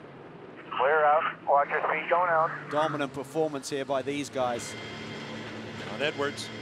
He's been a busy boy of late. He's been running the VLN Championship over at the Nürburgring in Germany in preparation for the 24-hour race next weekend. So he's been flying backwards and forwards. Jamie's in the Reese pit. The driver change going on. Pierre Capper getting behind the wheel. Fisichella out. I was talking to their data acquisition engineer, Chase Navarre, earlier. She said, when we pit under green, we need to have a stop that is less than 25 seconds in order not to go a lap down. It takes about 51 seconds to pit in. All the racers can rejoin the track. That was a very clean pit stop for Reese. Applause all around, guys. Female data engineer in Chase. Female race engineer and Raffaella Manfrenato on that Ferrari. Here's the 912 Porsche. Clear on. I think it's going to be Michael Christensen jumping in behind there to do his second stint of the day. Remember, he's driving both cars here. Only 3 Porsche drivers attending this weekend's race because of the WEC commitments that Porsche has over in Europe. Nick Tandy, Earl Bamber, they got their prototype debut. And they're also running 2 GT cars out of there, so despite having an enormous amount of Porsche factory drivers, they actually ran out track 4 here this weekend. Brian. Bill Auberland's going to climb in the 25, and one more time it's going to get busy on pit road. Got the 007 set up just 2 spots in front for a pit stop. Auberland climbing in. This car's been so quick. Remember the run that they had at Long Beach, took the victory there. Dirk Werner, so impressive in qualifying, came in with the lead on the pit stop cycles. It'll be interesting to see where they come out and what Bill Auberland can do here at Laguna Seca. Jamie? The 911 on pit road now. It's Michael Christensen getting in to finish this car. Driver change happening right now, fueling as well as 4 new Michelin tires. You hear that radio is on you. Clean stop, they're out. Yeah, my bad there, I had it mixed up. Obviously, Michael started the 912 and finishes in the 911, so as Bergmeister continues behind the wheel of the 912. I must say, I thought his lap belt looked very loose still. I wasn't sure he got it in. He got it in, but it's easy to do your shoulder belts up as you leave, not so easy to do your lap belt. Race and if you control. don't, it moves your hips around in the corners. You're then clinging onto the wheel rather than holding on. And race control takes a very dim view of that. Very much no so. question. And let me correct myself. It's Rosella Manfrenato, who is the female race engineer for the Reese team. Look at the traffic here for Ricky Taylor. He's got to be so patient to thread his way through there. He still has the lead of this motor race, but you can see Westbrook in the background there, less than 5 seconds behind. Westbrook is going to have to deal with this traffic too, but that's going to be a lot closer than that as they climb the hill to the corkscrew. There you can see it. This is the battle for the lead there. Taylor going through turn 5. Westbrook follows him closely now, less than 5 second lead. You can have a big gap between getting the traffic and not getting the track of a couple of seconds a lap. So where you catch it is the key, Bob. Up the hill they go. 3 of the 4 classes of car in action here. Seems like quite a while since this race began, but we're just an hour, 41 minutes plus in. Less than an hour to go in Monterey.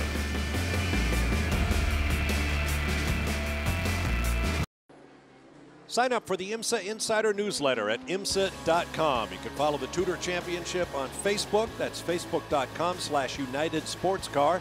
And you can follow the TUDOR Championship on Twitter at United SportsCar. Check it all out at IMSA.com. There's a good look down through the corkscrew. Pits on the far side of that valley. Great place to watch a race. Mazda Raceway Laguna Seca. There's the number 90 of Richard Westbrook just coming down the hill from the corkscrew. Actually, he's down in turn 5, heading up to the corkscrew. Little under 6 seconds behind leader Ricky Taylor in the 10. Moments ago, here's Richard working traffic. As we just cut the break, this was going on here, and you can see the traffic jam that Ricky Taylor had to get his way through, and these guys are fighting it out here. That's a GTLM Ferrari, the Risi Competizione Ferrari going by the Magnus Racing Porsche in GTD. So different classes, different speeds, they're all in their own battle. But Westbrook has just got to be patient. He's got a fast race car. He wants the win here today, but if the positions stay as they are right now, he and Valiente would be the championship leaders here tonight, so don't throw it away. Well, that gives you some idea of what it must be like to drive in one of those GTD cars. You've got your own championship to race for. As we pointed out over and over again, you do not want to put a foot wrong on this racetrack, and yet your mirrors are full of the big GTLM and prototype cars. That is hard work. Good on the fuel, good on the fuel. Negative, negative, we're 8 laps short of fuel. Everybody is 8 laps short. So that's Westbrook wanted to know, am I good on fuel to get to the end? He obviously does, not looking at his watch right now. He needs the information. Everyone's shy, so what will happen is we've got 53 minutes on the board right now. I think when we get to 50 minutes to go, some people may start to throw their cards on the table in terms of coming in, topping up, you can then get to the finish. The question is then, most people have to follow suit because you risk if it goes yellow, and it's not a long enough yellow to make up that time, you're suddenly going to lose track position when you make that pit stop. Dion von Moltke has climbed out of the 48 Audi in the GT Daytona class. Brian is with him. Yeah, Dion, great run in the Audi, and I know that some adjustments of performance on that Audi since we last saw it at Sebring. First of all, how big a change are they? Yeah, first off, great job by Paul Miller Racing to get our Audi R8 LMS working really well around here at Laguna. It's a good track for us. Overall, it's tough to judge the BOP. Where we're really good right now is tire management. I have to really look after the tires. Acceleration makes it quite difficult to try to overtake anyone, but we were able to close the gap to the Porsche and then just try to hold it and hope he made a mistake. Their acceleration's going to make it difficult for us to pass. You're no stranger to the R8. Obviously, you and Christopher Haas are working together this year. Seems to be gelling. 2 fifth-place finishes, now running strong here. The more you run together, does the more it gel? Oh, absolutely. Chris is a great driver. I got to know him a little bit last year when fighting against him. I much prefer working with him. It's also the whole team atmosphere. I'm learning the engineers here. They're learning how I like to work. And it's the first real race together, the sprint races, so there's a lot of learning curves. In qualifying, we didn't quite get it how we wanted it to, but overall the race is looking good now, and we're here to win. We want to win, so hopefully we can do that for Audi and Paul Miller Racing. Remember, we talked about momentum being an intangible. Well, so is chemistry, and they seem to have the chemistry here at Paul Miller Racing. Jamie? Chris Cumming has a big smile on his face. Chris, confidence this weekend has been a big factor for you. Where did it come from at this stage of the season? Well, you know, I think we've had a lot of speed all year. We've just had some bad luck mechanically. But you know, the speed we've had all year, I think we're just showing it again here. And so speed begets confidence, and you know, I just had a good stint. The car felt great, and you know, it's up to Bruno now. I think we can do it. John Gentilozzi told me this morning the directive to you guys was just don't hit anything. With the traffic out there, what does Bruno need to keep in mind in the closing stages? Yeah, you know, it is really tough. The traffic's challenging, but I think the little bit more horsepower we have now in the PC class makes it just that much easier to get around and not get stuck behind people. So, yeah, I mean, we had a clean stint, didn't hit anything, and that's the key, like you say. For their first win of the season, guys. That they are, and you saw that moment for Bruno Junqueira. He's certainly pushing hard. He wants to get the lead. Colin Brown has that right now. But getting back to what Dion von Moltke was talking about, Justin, BOP means balance of performance, the adjustments that have been made between the various cars in the GTD category, how that will shake out. But a significant factor is that Christopher Haas has 2 laps more fuel on board than Spencer Pumpelly, who currently leads. And that's going to be really tight for Spencer to make it to the checker here without need. Remember last year, he was leading in that Flying Lizard Audi and ran out going down the hill to the line, and the Turner Motorsport guys stole one from him. I'd hate to see that happen to that man again. I mean, we remember, for sure he remembers. So, yeah. I mean, but it's almost impossible, which means it's going to happen, that in the next 49 minutes, there's not going to be a yellow. Yep. So, I mean, that is, I said it right at the top of the show, you can't guarantee anything here, but you can be certain, I said there'll be yellow. I think everyone's running really well right now, but the strategists up and down the pit lane are having to really think, as you said, you know nearly no one at the front end can make it on fuel. Right. But who's going to throw their cards down first? It's like a game of poker, and is everyone going to fold? Well, last year, Flying Lizard with Spencer Pumpelly behind the wheel played that game of poker, and this is what happened on the last lap of this race. We thought he's going to take it to the checkered flag. And at this point, we said, oh, he can coast from here. And at that point, the engine died. He tried to coast, and here comes the Turner Motorsports BMW in blue and yellow, passing the heartbroken Spencer Pumpelly. Did it end here at pit-in? No, he made it to the front straightaway. He had a good, clear view of the checkered flag that the car would never see. And of course, in the old days, back in the 30s, your car weighed about 800 pounds. You could push it, but not now. I'll never forget that one. We're right at the top of the hour, 3 o'clock Pacific time. This is the Continental Tire Monterey Grand Prix, round 4 of the TUDOR United SportsCar Championship. I'm Bob Varsha with Calvin Fish and Justin Bell. Brian Till and Jamie Howe are down in the pit lane. Let's go to Brian. Talk about pushing cars. This guy knows how to push one. Jordan Taylor, great job on the pole. Ricky, right now, what kind of a car does he have out there? I know that you guys talked about setting a car up for the finish.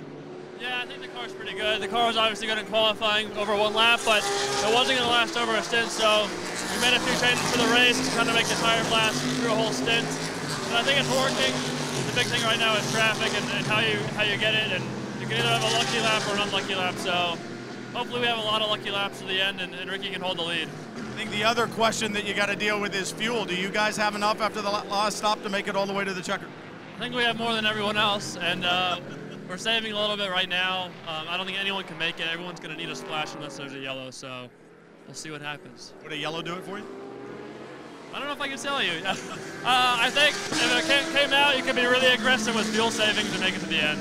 So we'll still have to see how the cards are played. Calvin, you were just talking about it. Almost everyone out there may need fuel.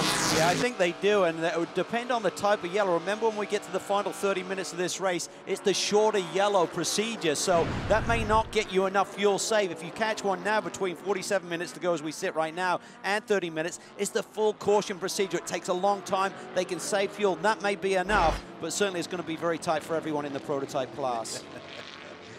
And the drama continues to build over these last, call it 47 minutes remaining in the 2-hour and 40-minute Continental Tire Monterey Grand Prix powered by Mazda from beautiful Monterey, California.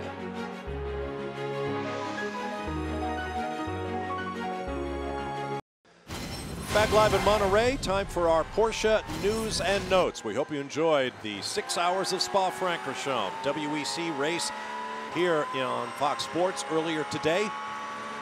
What a race. The Audi number 7 of Saturday, Marcel Fassler, Andre Lauderer, and Benoit Treluyer. 13.5-second margin of victory over the number 18 Porsche of Romain Dumas, Neil Yanni, and Marc Lieb.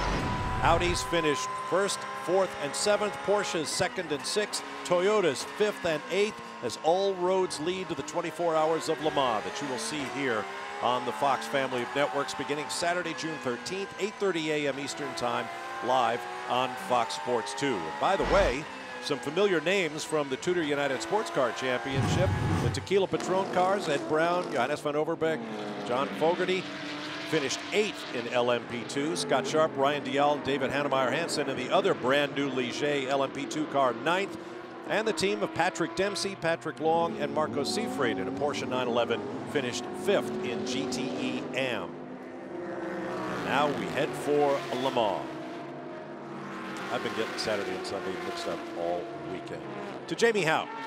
Well, guys, our Prototype Challenge Championship leaders, PR1 MATHIASEN Motorsports, are just limping around the racetrack today in last place. I talked to team owner Bobby Orgel. He said they're having a fuel pressure issue that's related to the worst kind of issue in motorsports, an electrical gremlin. They cannot fix it during the race, so they're just trying to stay out of the way and soak up as many points as possible. So disappointing end for them. Just got to keep plugging away here, and it was one of those days. It's a long championship season. They've had 2 wins, unbeaten so far this year, but today is not their day. But these are the days you got to dig deep. Certainly the wins are what win championships, but it's how you damage control these ones, Justin, that can make the difference. When you have a problem in a race like this, you're very glad. Electrical problem, you've got to live with it. It's awful when we're at halfway through the Daytona 24 hours and you say you've got to limp to the finish. Yeah. This one you can make 45 minutes. Obviously, 41 minutes just over to go. The strategy we're hearing up and down the pit lane, we were talking about it during the break. There are going to be many different calls come up, but everyone's going to have to do something, Calvin. That doesn't affect you as a driver. It just means you push hard unless they're telling you to save fuel. But if the guy in front is able to pull out on you, it's every factor is going to play in. But look at this multi-class gaggle going down into turn 11. Where I think a team that could play a strategy play right now is the Action Express team. They've got both cars kind of not on the ultimate pace here today, running in 4th and 5th. I would bring one of those guys in. and hope for a yellow, and that the other guys, that was a short yellow, they'd have to come in anyway, and suddenly they could maybe leapfrog a few cars by doing that. But those cars tend to run their own show. They've got different engineers, obviously, on the 5 and the 31 respectively, so they're probably making their own calls and not working as a collaborative unit right now. That would be a bit of a surprise under Gary Nelson. I'm sure he's considered that split strategy to give yourself the greatest possibility, as you say, Calvin, to move up at least to the podium and maybe to the top step. Yeah, it doesn't take much to make the win, Bob. That's you can be right. on the podium, but the win is literally going to be a factor of that final cycle through. We've seen, remember, the pit lane is, oh, look, the pit lane's so tight, but talk about tight, so is it up there. This corner here, big compression right there. And if you hit the inside, you're going to end up on the outside. If you get on the outside, that is very, very slippery, and that sand is pretty punishing. And then, of course, as we wind our way into the top of the corkscrew, you're unsighted for just a second as the Corvette slices his way down the inside of the Porsche. Wow, what an awesome sight. Look at the colors and the spectacle of coming here down through Rainy Curve. Hard on the power now. Then touch the brakes for turn 10 as the Corvette slides down the inside of our GTD leader. That's Spencer Pumpelly, and we understand that the Park Place Porsche is definitely a little shy on fuel. They are definitely rolling the dice here for the second year in a row for Spencer Pumpelly, albeit with a different team. And Brian Sellers in the 17 Falcon Porsche slipped right through behind him. He wants to maintain contact. More Leader pit stops. PC is in, Bob, so they're within their fuel window, and Jamie's right there.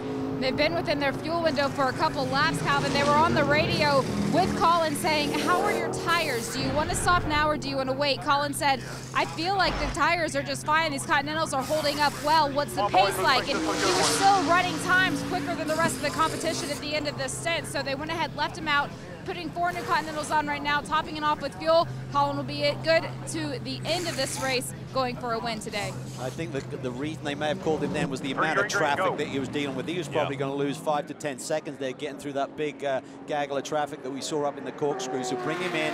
Hopefully he'll come out a little bit more cleaner racetrack to deal with. There's our new leader now, Bruno Junqueira, as he goes through turn 6. He'll be a tough man to catch. He knows this track well from his Champ Car days. Colin is such a talented driver. I'm a big fan of his. I know we're watching Bruno Junqueira now. We all know Bruno's talent. He proved it in IndyCar.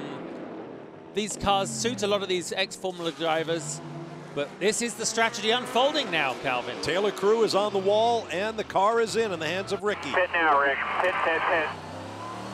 A 90 sweeps by into the race lead, but now they have to consider their fuel. Brian. Well, this pretty much answers everybody's questions. No tires going on. They'll stay with the same 4 Continentals.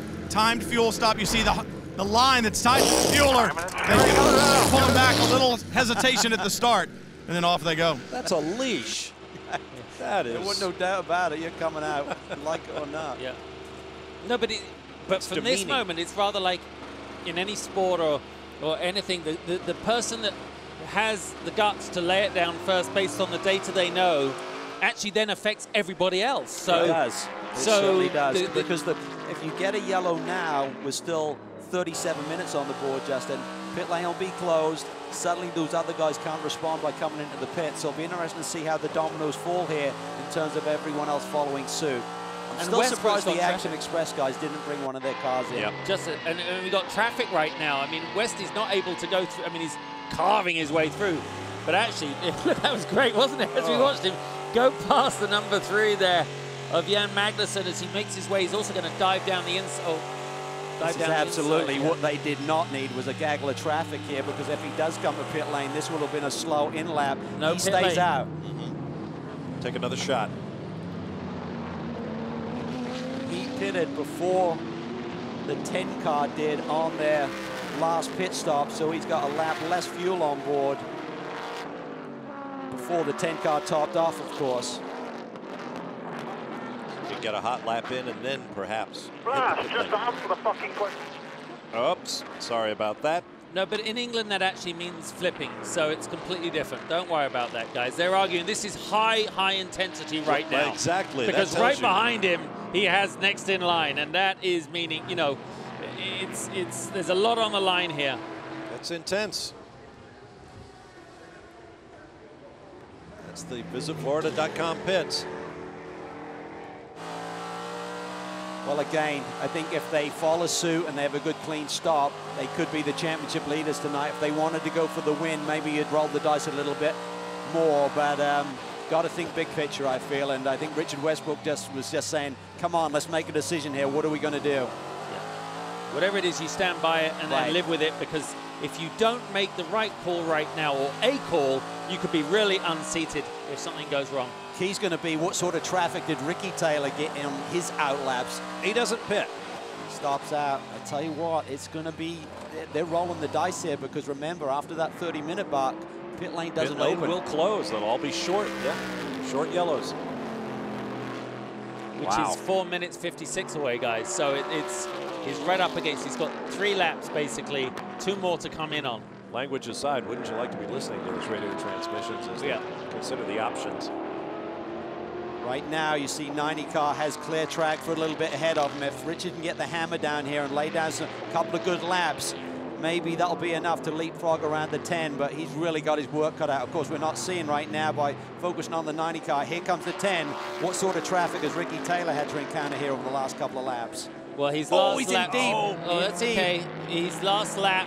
By the way, Ricky was just a bit quicker than Westy on that last lap, but Negri has the hammer down. He's basically a second clear of Wesley on pace right now. Everybody are laying it down. And you see the Delta Wing is back on track as we go aboard the 60 with Oz Negri. What's their situation, Brian? Fuel on pit road, that's what everybody's talking about in prototype. I just checked with Mike Shank. He said, no, we can't make it. It's the first thing he said when I walked up.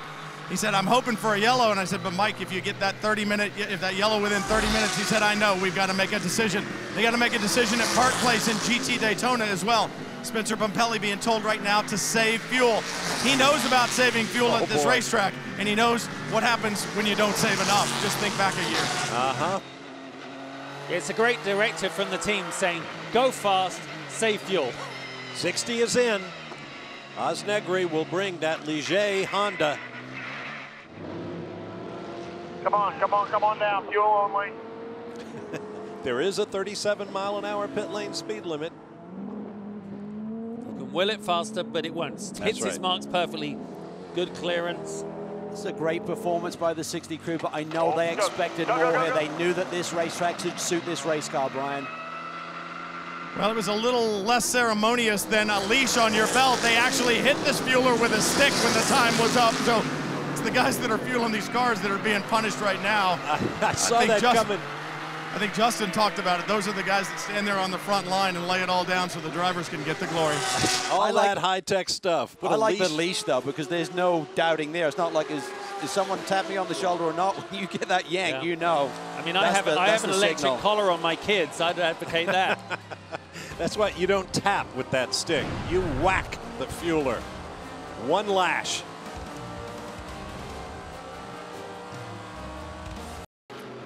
Back live, the 90 completes its splash and go under green with less than 30 minutes remaining in this race. You're watching on the left side of the screen the number 10 car as he climbs the hill. Ken Westy beat him around turn 2 and get that track position. They're both on hot tires. Remember, Westbrook did not take tires. Can Ricky Taylor get the power down? This is going to be close. Westbrook gets the lead. He keeps the lead. Oh, man. That was a wonderful pit lane exit. The balance between pushing too hard and getting it just right. But remember, Ricky is on hot tires right now. He's going to have the shot through turn 5 up to turn 6. Yeah, but remember, Westy didn't change, so he's got track, he's got temperature. He's just been down pit lane, so it shouldn't be too much of an adjustment for him. And I bet there was a lot of high-fiving in the visitflorida.com pits. Now the 5 has made its stop. Here's the sister car, the 31 from Action Express. Tell you what, the 90 car really rolled the dice there. We're below the 30-minute mark, which meant if we'd gone yellow on that lap, pit lane would have been closed. They couldn't have come to pit lane, and suddenly it would all gone wrong. But they rolled the dice, they put all of the cards in, and suddenly they got the lead of the motor race. Awesome stuff. Yep, and that yellow, had it come out, would have been so short that they couldn't save enough fuel, so they would have had to make the splash under green, and as you say, the wheels would come off. Like everything, the call worked out, so they're heroes. It could have so easily been a 0. So that's fantastic. But this is a motor race right now. Oh, boy. Remember, these guys know each other very well. They were teammates at the visitflorida.com Meanwhile, not far back, Oswaldo Negri just set the fast lap of the race with a 1:19.3. This is going to be fascinating here to see how these two cars stack up. They've been very close in lap times here today. Only a couple of tenths different. Ricky Taylor laid down a great one on lap 76 at 1:19. Sorry, lap 76 at 1:19.6. Westies did a 19.4 on lap 81, so very similar in terms of what pace they have. But how they do it may be different, Calvin. Where they're fast, it looks like Ricky's very quick down in the first turn into turn 2. But Westbrook's quick up the hill here. They end up with the same lap time, but they've got different strengths right now. And it's purely down to the drivers as we watch them. And maybe a little bit of luck and how you catch that traffic. Oh boy, Ricky handled that well, getting around that GTD Viper. You try and set it up, Bob, but sometimes it's just the luck of the draw in terms of where you catch them. I mean, he's going to actually be stacked up behind the Porsche going through 11, whereas Ricky is not going to be. See a little chance Ricky's going to gain coming on the way out. Battle for position in GTLM out in front of them. Westbrook hasn't seen victory lane since Watkins Glen's 6-hour with Michael Valiente last year. But tonight, it could be the championship lead as well as the win. Very nice through traffic there. He managed to get past the Falcon Porsche there. He's got the Corvette to go. Jan Magnussen ahead in the number 3 Corvette in GTLM. Up front in GTLM as a BMW 1-2. Edwards still with about a 20-second lead over his teammate Bill Aublin, who's now behind the wheel of the 25. They sit second in the points, the 25 car does, so it's another big points day for them as they're really challenging the 3 for the championship. Westy just scored big time going through turn 4 into turn 5 because now Ricky is just going to have to sit behind. If he's not lucky, he may have to wait through the corkscrew here. He should get by them both, but as long as the two of them are very well aware that he's coming past, they are. Job done. The Corvette saw that Ricky was coming and didn't dodge out from that Ferrari. Well, the Corvette made the most of that. The Ferrari was unsighted for a minute, and the Corvette slid his way through there. That's good stuff. That was just fascinating to watch that one unfold just in terms of the 90 car. There's obviously a lot of consternation in the driver's seat about what are we doing, make a decision. We heard that in Richard Westbrook's voice as he got on the radio, but they rolled the dice a little bit, and at work I think they were just waiting for Westy to get some clear laps to be able to put the hammer down, get some good pace there, gap the 10 car enough so they could come to pit lane and then take control of this motor race. However they did it, it absolutely worked perfectly. But right now, Ricky, I don't think has any, he has that little, sometimes you see between two drivers, one's got a little advantage right now, that lies with Westbrook. Less than 25 minutes remaining in the race now. Let's take a Mazda race break, and for that, we go down to the pit lane and Brian Till. Hey, Bob, remember at the beginning of the show when certainly the Taylors were dancing behind me like they always do, but we talked about momentum. Well, the momentum still seems to be with the 10 car. Even though they're in second, the 5 a little bit further back. I'd even say that maybe Visit Florida has picked up a little momentum. My question there is, how much fuel did the 90 take on? Did they take on enough because it was a time stop and they knew that the 10 was coming down the front straightaway? We're gonna have to wait till the checkered flag to see. In Prototype Challenge, I'd say the 38 from Performance Tech has a little momentum going right now. They're running P3, having a great run. Jamie? When we started this race, it was a BMW 1-2, and that's still the case, but there's been a bit of a switch. It's the number 24, John Edwards, now with over almost a 20-second lead in this race over his co-driver, his teammate, the number 25, Bill Auberlen, behind the wheel. They made their way back up to the front of this grid after falling outside of the top 5 over the early stages. But when we talked about the championship leader, the number 3 Corvettes, they are still having their struggles. They had contact early on. They are with the GTLM category, but all the way back in 7th. Thanks very much, Jamie and Brian.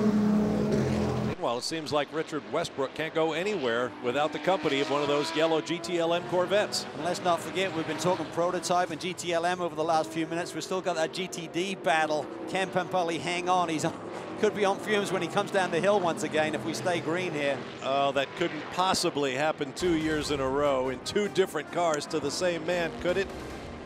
We'll find out. Now down to 22 minutes and change remaining in the race. We'll be back to Monterey.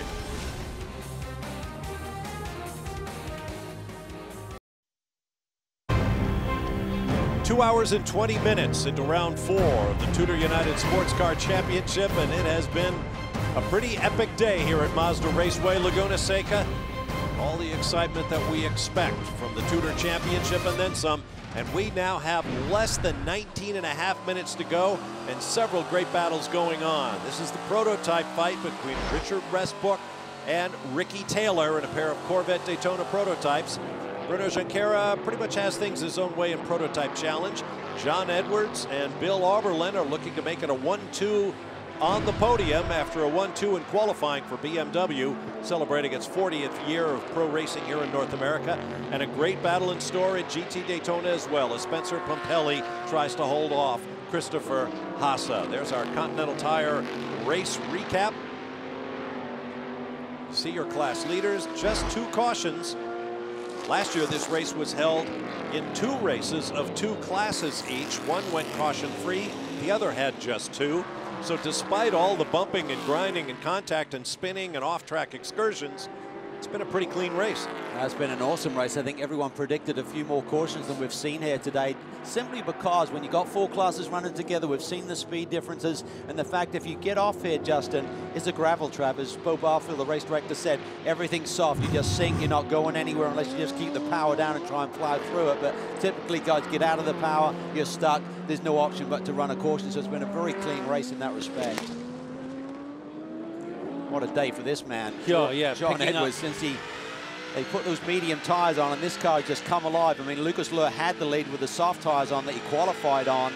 Then they put the mediums on, and this thing has just been on fire. 20-second lead or thereabouts over his teammate. And they needed this. They hadn't had the rub of the draw so far this season, and now they're looking like with 17 minutes to go, they could get their first win of the year. And the second win for BMW, following directly after the first a few weeks ago in Long Beach, California.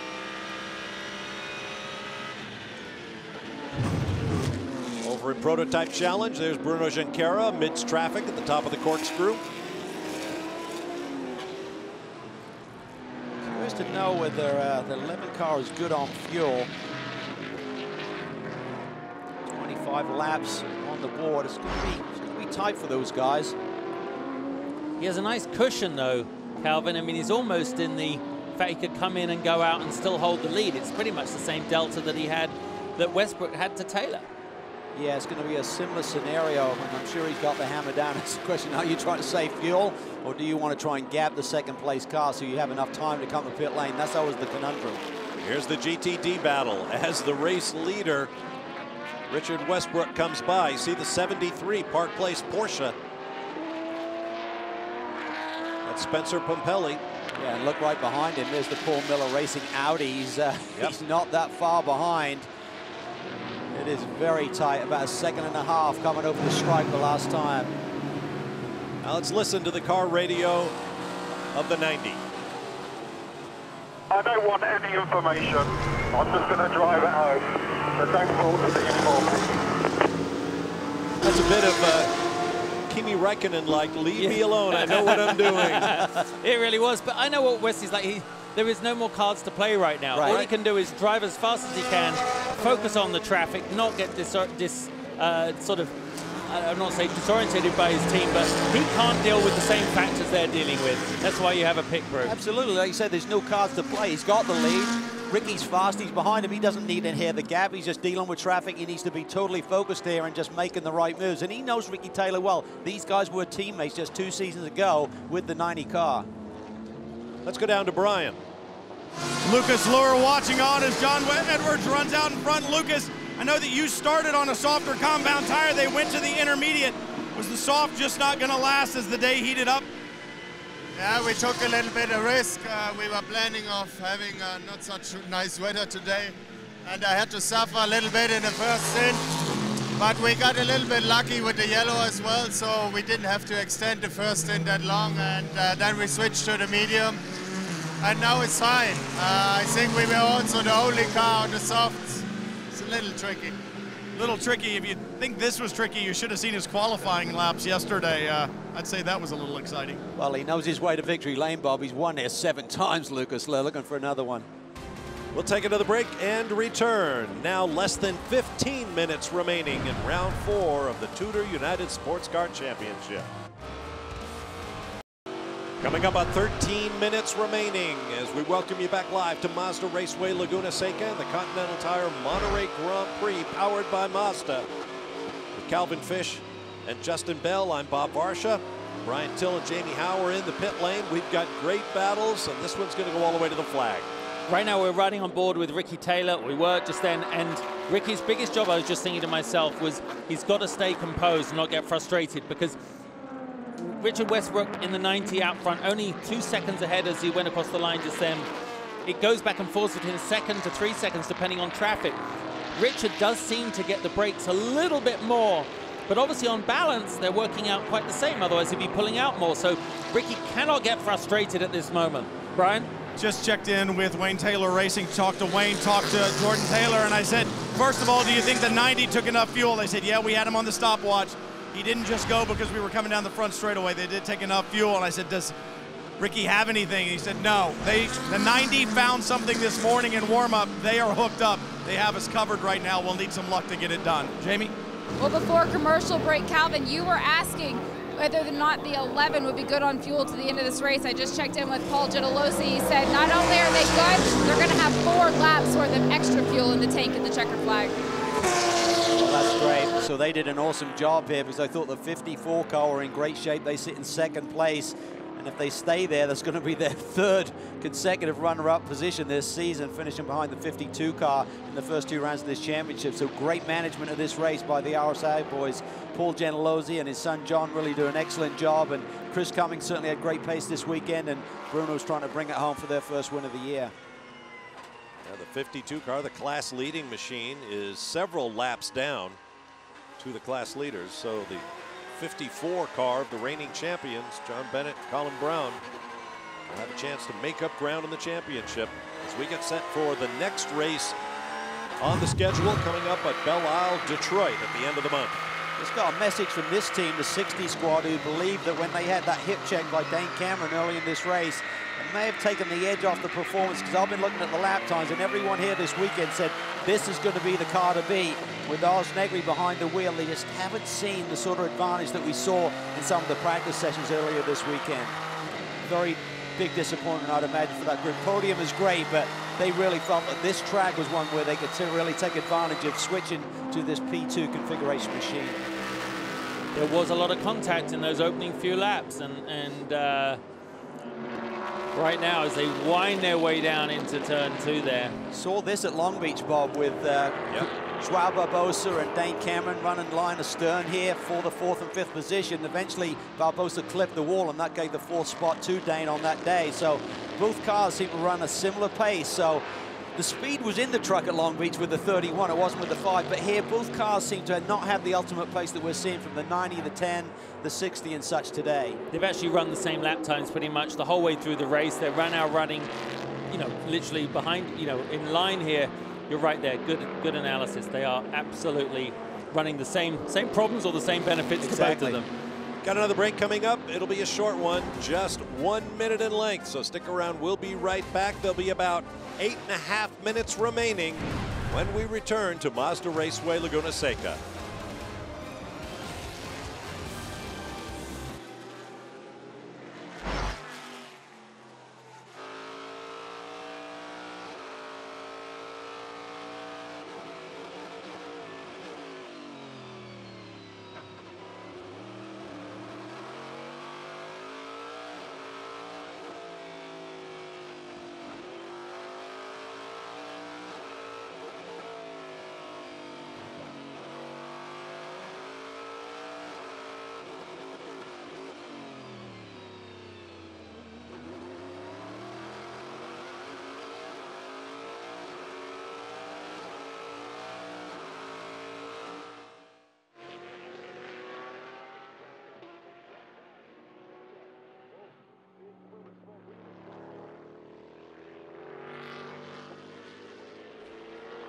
Oh, no, it's the WeatherTech car.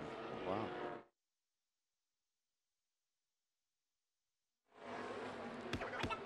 We're back. As mentioned earlier, the next stop on the TUDOR United SportsCar Championship will be the Chevrolet Sports Car Classic from the Raceway at Belle Isle Park, Saturday, May 30th, 12 p.m. Eastern Time, live on Fox Sports 2. Saturday, May 30th from Belle Isle in Detroit.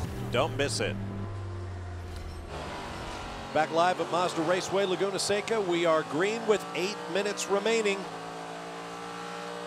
Past the second place car in GTLM, you ride with the race leader, Richard Westbrook, in the number 90. Speaking of BMW, I want to give a shout out to a gentleman who's in the pits with Bobby Rahall's team. His name is Bob Garrettson.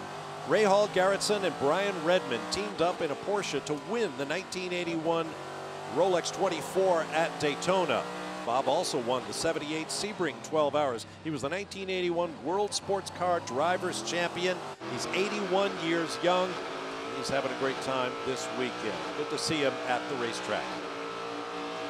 Now, moments ago, this took place between a pair of GT Daytona cars, the 22 and 97, down at turn 5. There we see it, and they just get hooked up together. Paltala there in the Turner Motorsports BMW just trying to clear the corner, and somehow they got hooked up in their bodywork and took both of the cars out. And you can see the damage there to that Turner Motorsports. That's the class champion last year, and they won here, of course, in that spectacular last lap when Pompelli did run out of gas, and Paltala and Dane Cameron went on to score the victory that day. Let it run slowly. Let's go slow. Thank goodness that did not block the track, cause a yellow. That would have been impossible to have cleared in our last 6-7 minutes. Yeah, because this guy certainly did not want to see a yellow, the sort of lead that John Edwards has had all day along with his co-driver Lucas Lurr. You don't want to see a 20-second lead suddenly evaporate and turn into a 5 or 6 minute sprint race with Billy Auberlin behind you, as hungry as that man still is. Especially when you and your teammate have done that over the last 2 hours, you know, very solid.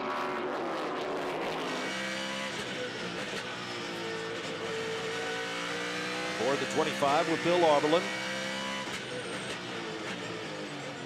3 car that they're chasing in the championship. Jan Magnussen sits down in the 7th position. So, as I mentioned, it could be a big day for Bill Auberlin and Dirk Werner. They came into this race 10 points apart from the Corvette. They could make most of that up here tonight. Here's the 3rd place car in class. Michael Christensen, as Calvin mentioned earlier, started the 912 factory Porsche, switched over to do relief duty in the 911. I believe this is the car he's scoring points in this weekend. So he picked it at the right time because he runs 3rd in class. The 912 is 5th. Wonder if he gets paid twice. You would think. I want some of that. There's the 73 leader in GTD, Spencer Pompelli. Porsche behind him is a GTLM car in the hands of Brian Sellers. Good news for Pompelli, he still has the lead, Bob. Question mark is how much fuel has he had to burn to keep that lead over Christopher Haase, who we know pitted 2 laps later in the Audi that now rolls through turn 11.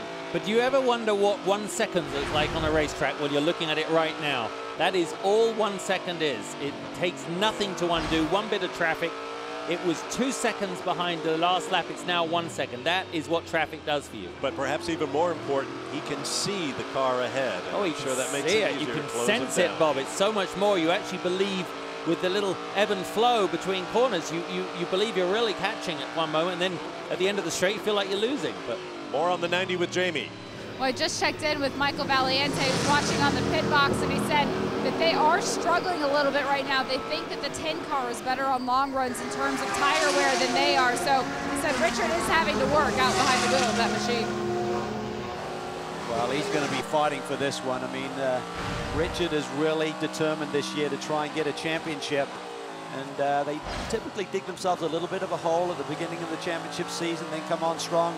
This year they haven't done that. 3 consecutive podiums, including 2 at the endurance races, have really put them in a prime position. And here, this is where they need to try and make hay and get the big points when they're on the table. That's not even a second right there. But, you know, catching's one thing, as they say, and overtaking is another. And we saw the size of Richard's eyeballs earlier. I have a feeling that's not the set that he's having to use right now. But he's certainly pushing, boys. I mean, he does not want to relinquish this. But Ricky also, you know, they've got momentum on their side. They've got such a good run going. And I love working with you, JB. You say what I'm thinking, and I don't get in trouble. Thank you. That's awesome. Yeah. And you don't lose your job by saying it. Exactly. Less than 3.5 to go. Meanwhile, the championship leader, Joao Barbosa, who teams with Christian Fittipaldi. He's in there deep. He's in there deep, yeah. That was probably 2 or 3 tenths loss right there. It could get really tight, and all you need is a little bit of traffic. He's controlling it, but Ricky Taylor is there to take advantage if it goes wrong for Westy here in these last couple of laps. If Richard is dealing with some deterioration in the car's handling, tires, whatever it happens to be, what happens as the drivers, you know, Cal, is it takes you a lap or two to calibrate, recalibrate yourself, readjust. Do you turn in a bit earlier? Are you feeding on the power a bit later? Whatever it is you have to do to maintain that lap speed. But right now, he's caught up behind traffic going up the hill. This is critical. Well, that's the key. When you suddenly lose 2 or 3 tenths, that safety margin is no longer there, and then you got to try and make an instant decision. Do I go for the gap? Do I be patient? Where is Ricky? What do I do in this situation? Oh, we didn't see until just then. Where did Ricky get by? Oh, no, Look get at out of the way. Oh, it's Westbrook around the outside. Oh, it's all happening here. I think they may have got into the Audi there. That was really tight as Westy went around the outside in the rainy curve. Awesome stuff, putting it on the line for victory here today. You see the 45 left of your screen is wobbling along. I think he may have lost a tire in that contact. Westbrook was very, very fortunate there that Ricky was having his own set of issues, because he could have completely lost this gap even more. Watching down into turn 2 here, Richard has got these 2 cars in front. This is going to allow Ricky to get right up behind him. Oh, and Taylor runs wide. He gets in a little bit too deep and gets out in the gray. Okay. We expect the white flag next time by. Less than 2 laps to go. Now let's go on board with the 90 and see what happens coming downhill from the corkscrew. There's the Audi ahead. That's the 48. This is Christopher Haase. Is there touch there? I'm not sure. I'm not sure if he just got in the gray and was searching for grip, or whether he got a little bump from the Audi, but was certainly very tight. And Westbrook's putting it all on the line here this afternoon. So I don't think it was the Lizard's car, the 45. It was the 48 Miller car. Ricky very hard on the brakes there. He's very quick out of here. He is closer. He is going to catch them right in. Westbrook is going to catch them into turn 11. Is that going to allow Ricky to be able to hold shot out of turn 11 onto the front straight? Equally, is Ricky going to catch those cars in front going into turn 2? Oh, man, here we go. We're coming to the white flag. It's everything to play for, because there's so much of a difference between winning and coming second. There's the flag, 1 lap to go. 2.25 miles, 11 corners. Can Richard Westbrook hold on over Ricky Taylor? He's in there deep. He's in there so deep, tucking it inside. He had to do it. It was beautifully executed there. Oh, but he's balked the head. Now he can slide under. Look at Ricky going down the... Oh, my God. What a move by Ricky Taylor.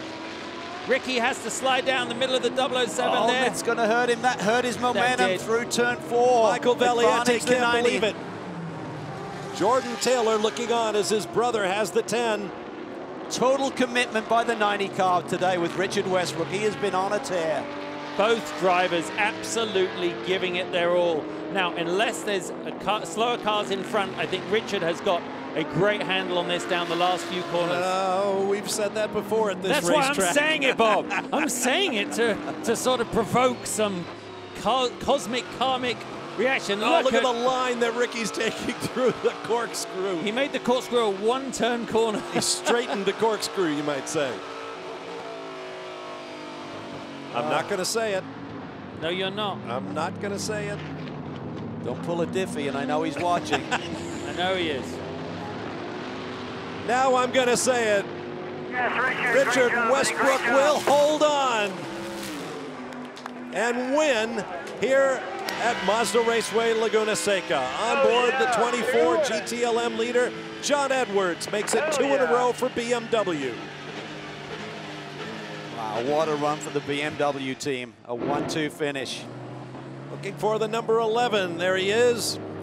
Crossing the line to take the prototype challenge category, Bruno Junqueira over Colin Brown. And there's Richard Westbrook. That must be a relief. Now remember, there was contact with the 48. That was the second car in that GT Daytona battle from the 48 on board. There's the 90. And Christopher Haase lost a tire, I believe. And that pretty much that decided the GTD battle. Spencer Pumpelly in the number 73 Park Place Porsche will take it. What a finish to a race. 4 times the fun. There are your unofficial class winners. We'll be back.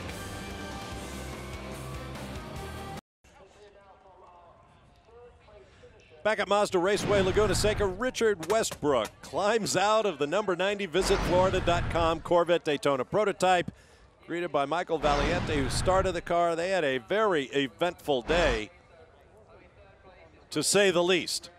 While they celebrate, here's a look at our BMW race results in the overall. There you see the championship leaders, the number 5 car coming in. They sit there in the 4th spot. I think we could see a change at the top tonight. Junqueira incoming win prototype challenge. Time for our Audi move of the race. Well, this was it, the number 90 car, rolling the dice a little bit, allowing Richard Westbrook to stay out, getting some good hot laps in, allowed him a leapfrog around Ricky Taylor here and take the lead of the motor race. Awesome stuff. That was dramatic, and they were never much farther apart than that for the rest of the race. To Jamie Howe. Well, guys, you used the term total commitment when talking about Richard Westbrook today. Richard, taking the points lead, what were you thinking in those final laps? I wasn't thinking about points, that's for sure. I mean, I asked the team not to tell me any information on the radio because I didn't know how long to go. I wanted it that way because it was just a case of look after tyres, don't make a mistake. Tyres were done by the end. You know, it was trying to get 2 stints out of them or a stint and a bit. Same for Ricky. He may have had a little bit more than me at the end, I'm not sure, but it was just nice to hang on for everyone at Visit Florida Racing, who've worked really hard for this. And yeah, like I said, in Long Beach, we got our mojo back, and we had a great test after Long Beach, and it's just, I'm so delighted to be on the top step again with Michael and with this awesome team. That smile says it all. 4th podium, 1st win. Congratulations, Brian. Yeah, plenty of smiles over here at BMW as well. Lucas Luhr, your 8th win, and John Edwards, you guys, you get your 1st win together this year. I mean, for you, there's not a mark on the car, but something tells me traffic was probably pretty exciting. Traffic was exciting, but even more exciting was when I saw cars off in the dirt. I just was praying that that they would get going, because the last thing I wanted was a yellow. I was actually fortunate to get through the traffic better than everyone else early in my stint, which is what gave me the gap. You know, I didn't end up doing really any different lap times than anyone else, I think. I just got through the traffic, so that was the key for getting this win. But, I mean, it's been over 2 years for me since I got a win in this category. We've been on the podium, been 2nd, but these don't come easy. They do not come easy, and they will move up in the points. They came in here 4th. Expect them to be higher once the points are tallied. Speaking of points, here are the prototype standings after 4 rounds. Well, as we said, a change at the top, a 4-point lead. It's going to be up to the Action Express boys to try and rebound here at the next round and get their mojo back. As Richard Westbrook said, we have it now. How about prototype challenge? Look who's up top once again. It's amazing. They look so strong, but I tell you what, that was a race that belonged to Bruno Junqueira, didn't it? That's right. In GT Le Mans, Magnussen and Garcia in the Corvette remain the points leaders, but look at that, just a 2-point gap. The BMWs are coming fast. Finally, in GT Daytona, Christopher Haase and Dion van Molke would prefer to have done it differently. They had a shot at the win, but they have the points lead by 1. Jamie. And Bruno Junqueira climbing out of the car, a big smile on your face, getting this 1st win of the season for this team. How important is that in the early stages of the championship? Very important, a big relief for the team. We've been fast out the first 3 races, but we had mechanics on the first 2. And to get a clean win, no problems, was great. The car was good. Thanks Chris Cummins, my teammate, and the RSR team to give me such a great car. He had a great opening stint. Congratulations. Brian? Well, in GT Daytona, Patrick Lindsay, a great opening stint, but Spencer Pumpelly, I just look back a year and I think about that car coasting down the hill out of fuel. Is that what you were thinking? I'd be lying if I said I wasn't. There's a little redemption, but man, great job by Patrick Lindsay, John Horton, everyone at Horton Autosport. These Continental tires were awesome today because we had a long stint. We were racing guys with pressure tires, so man, hats off to everyone. Hey, Ryder, Dad's coming home tomorrow. And Patrick, we talk about this great opening stint for you, but your first pole as well. You take this victory. How special is it? It's amazing. I said I give it to God, I give it to our spotter and the guys on pit road, because those guys executed unbelievably well today. They helped us out so much. They don't even know. They're all-stars today. For everyone at Park Place, just really, really happy. Remember, we talked about momentum coming in here. Well, maybe momentum goes to Park Place in GT Daytona as we leave California. Oh, man, what a great season this is going to be. Time for some final thoughts, Calvin? Well, we're seeing championships tightening up. I know it's only a third of the way through the championship year, but just great battles. And Long Beach was great, but I love seeing all of the classes together because you see this type of action throughout the course of these races now.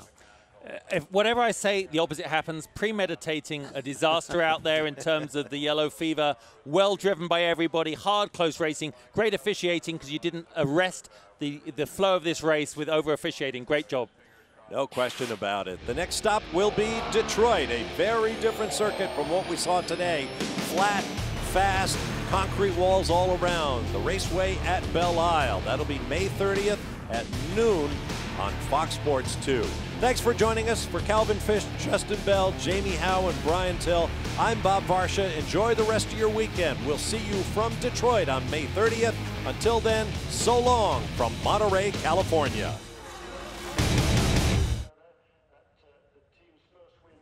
Thank you, man.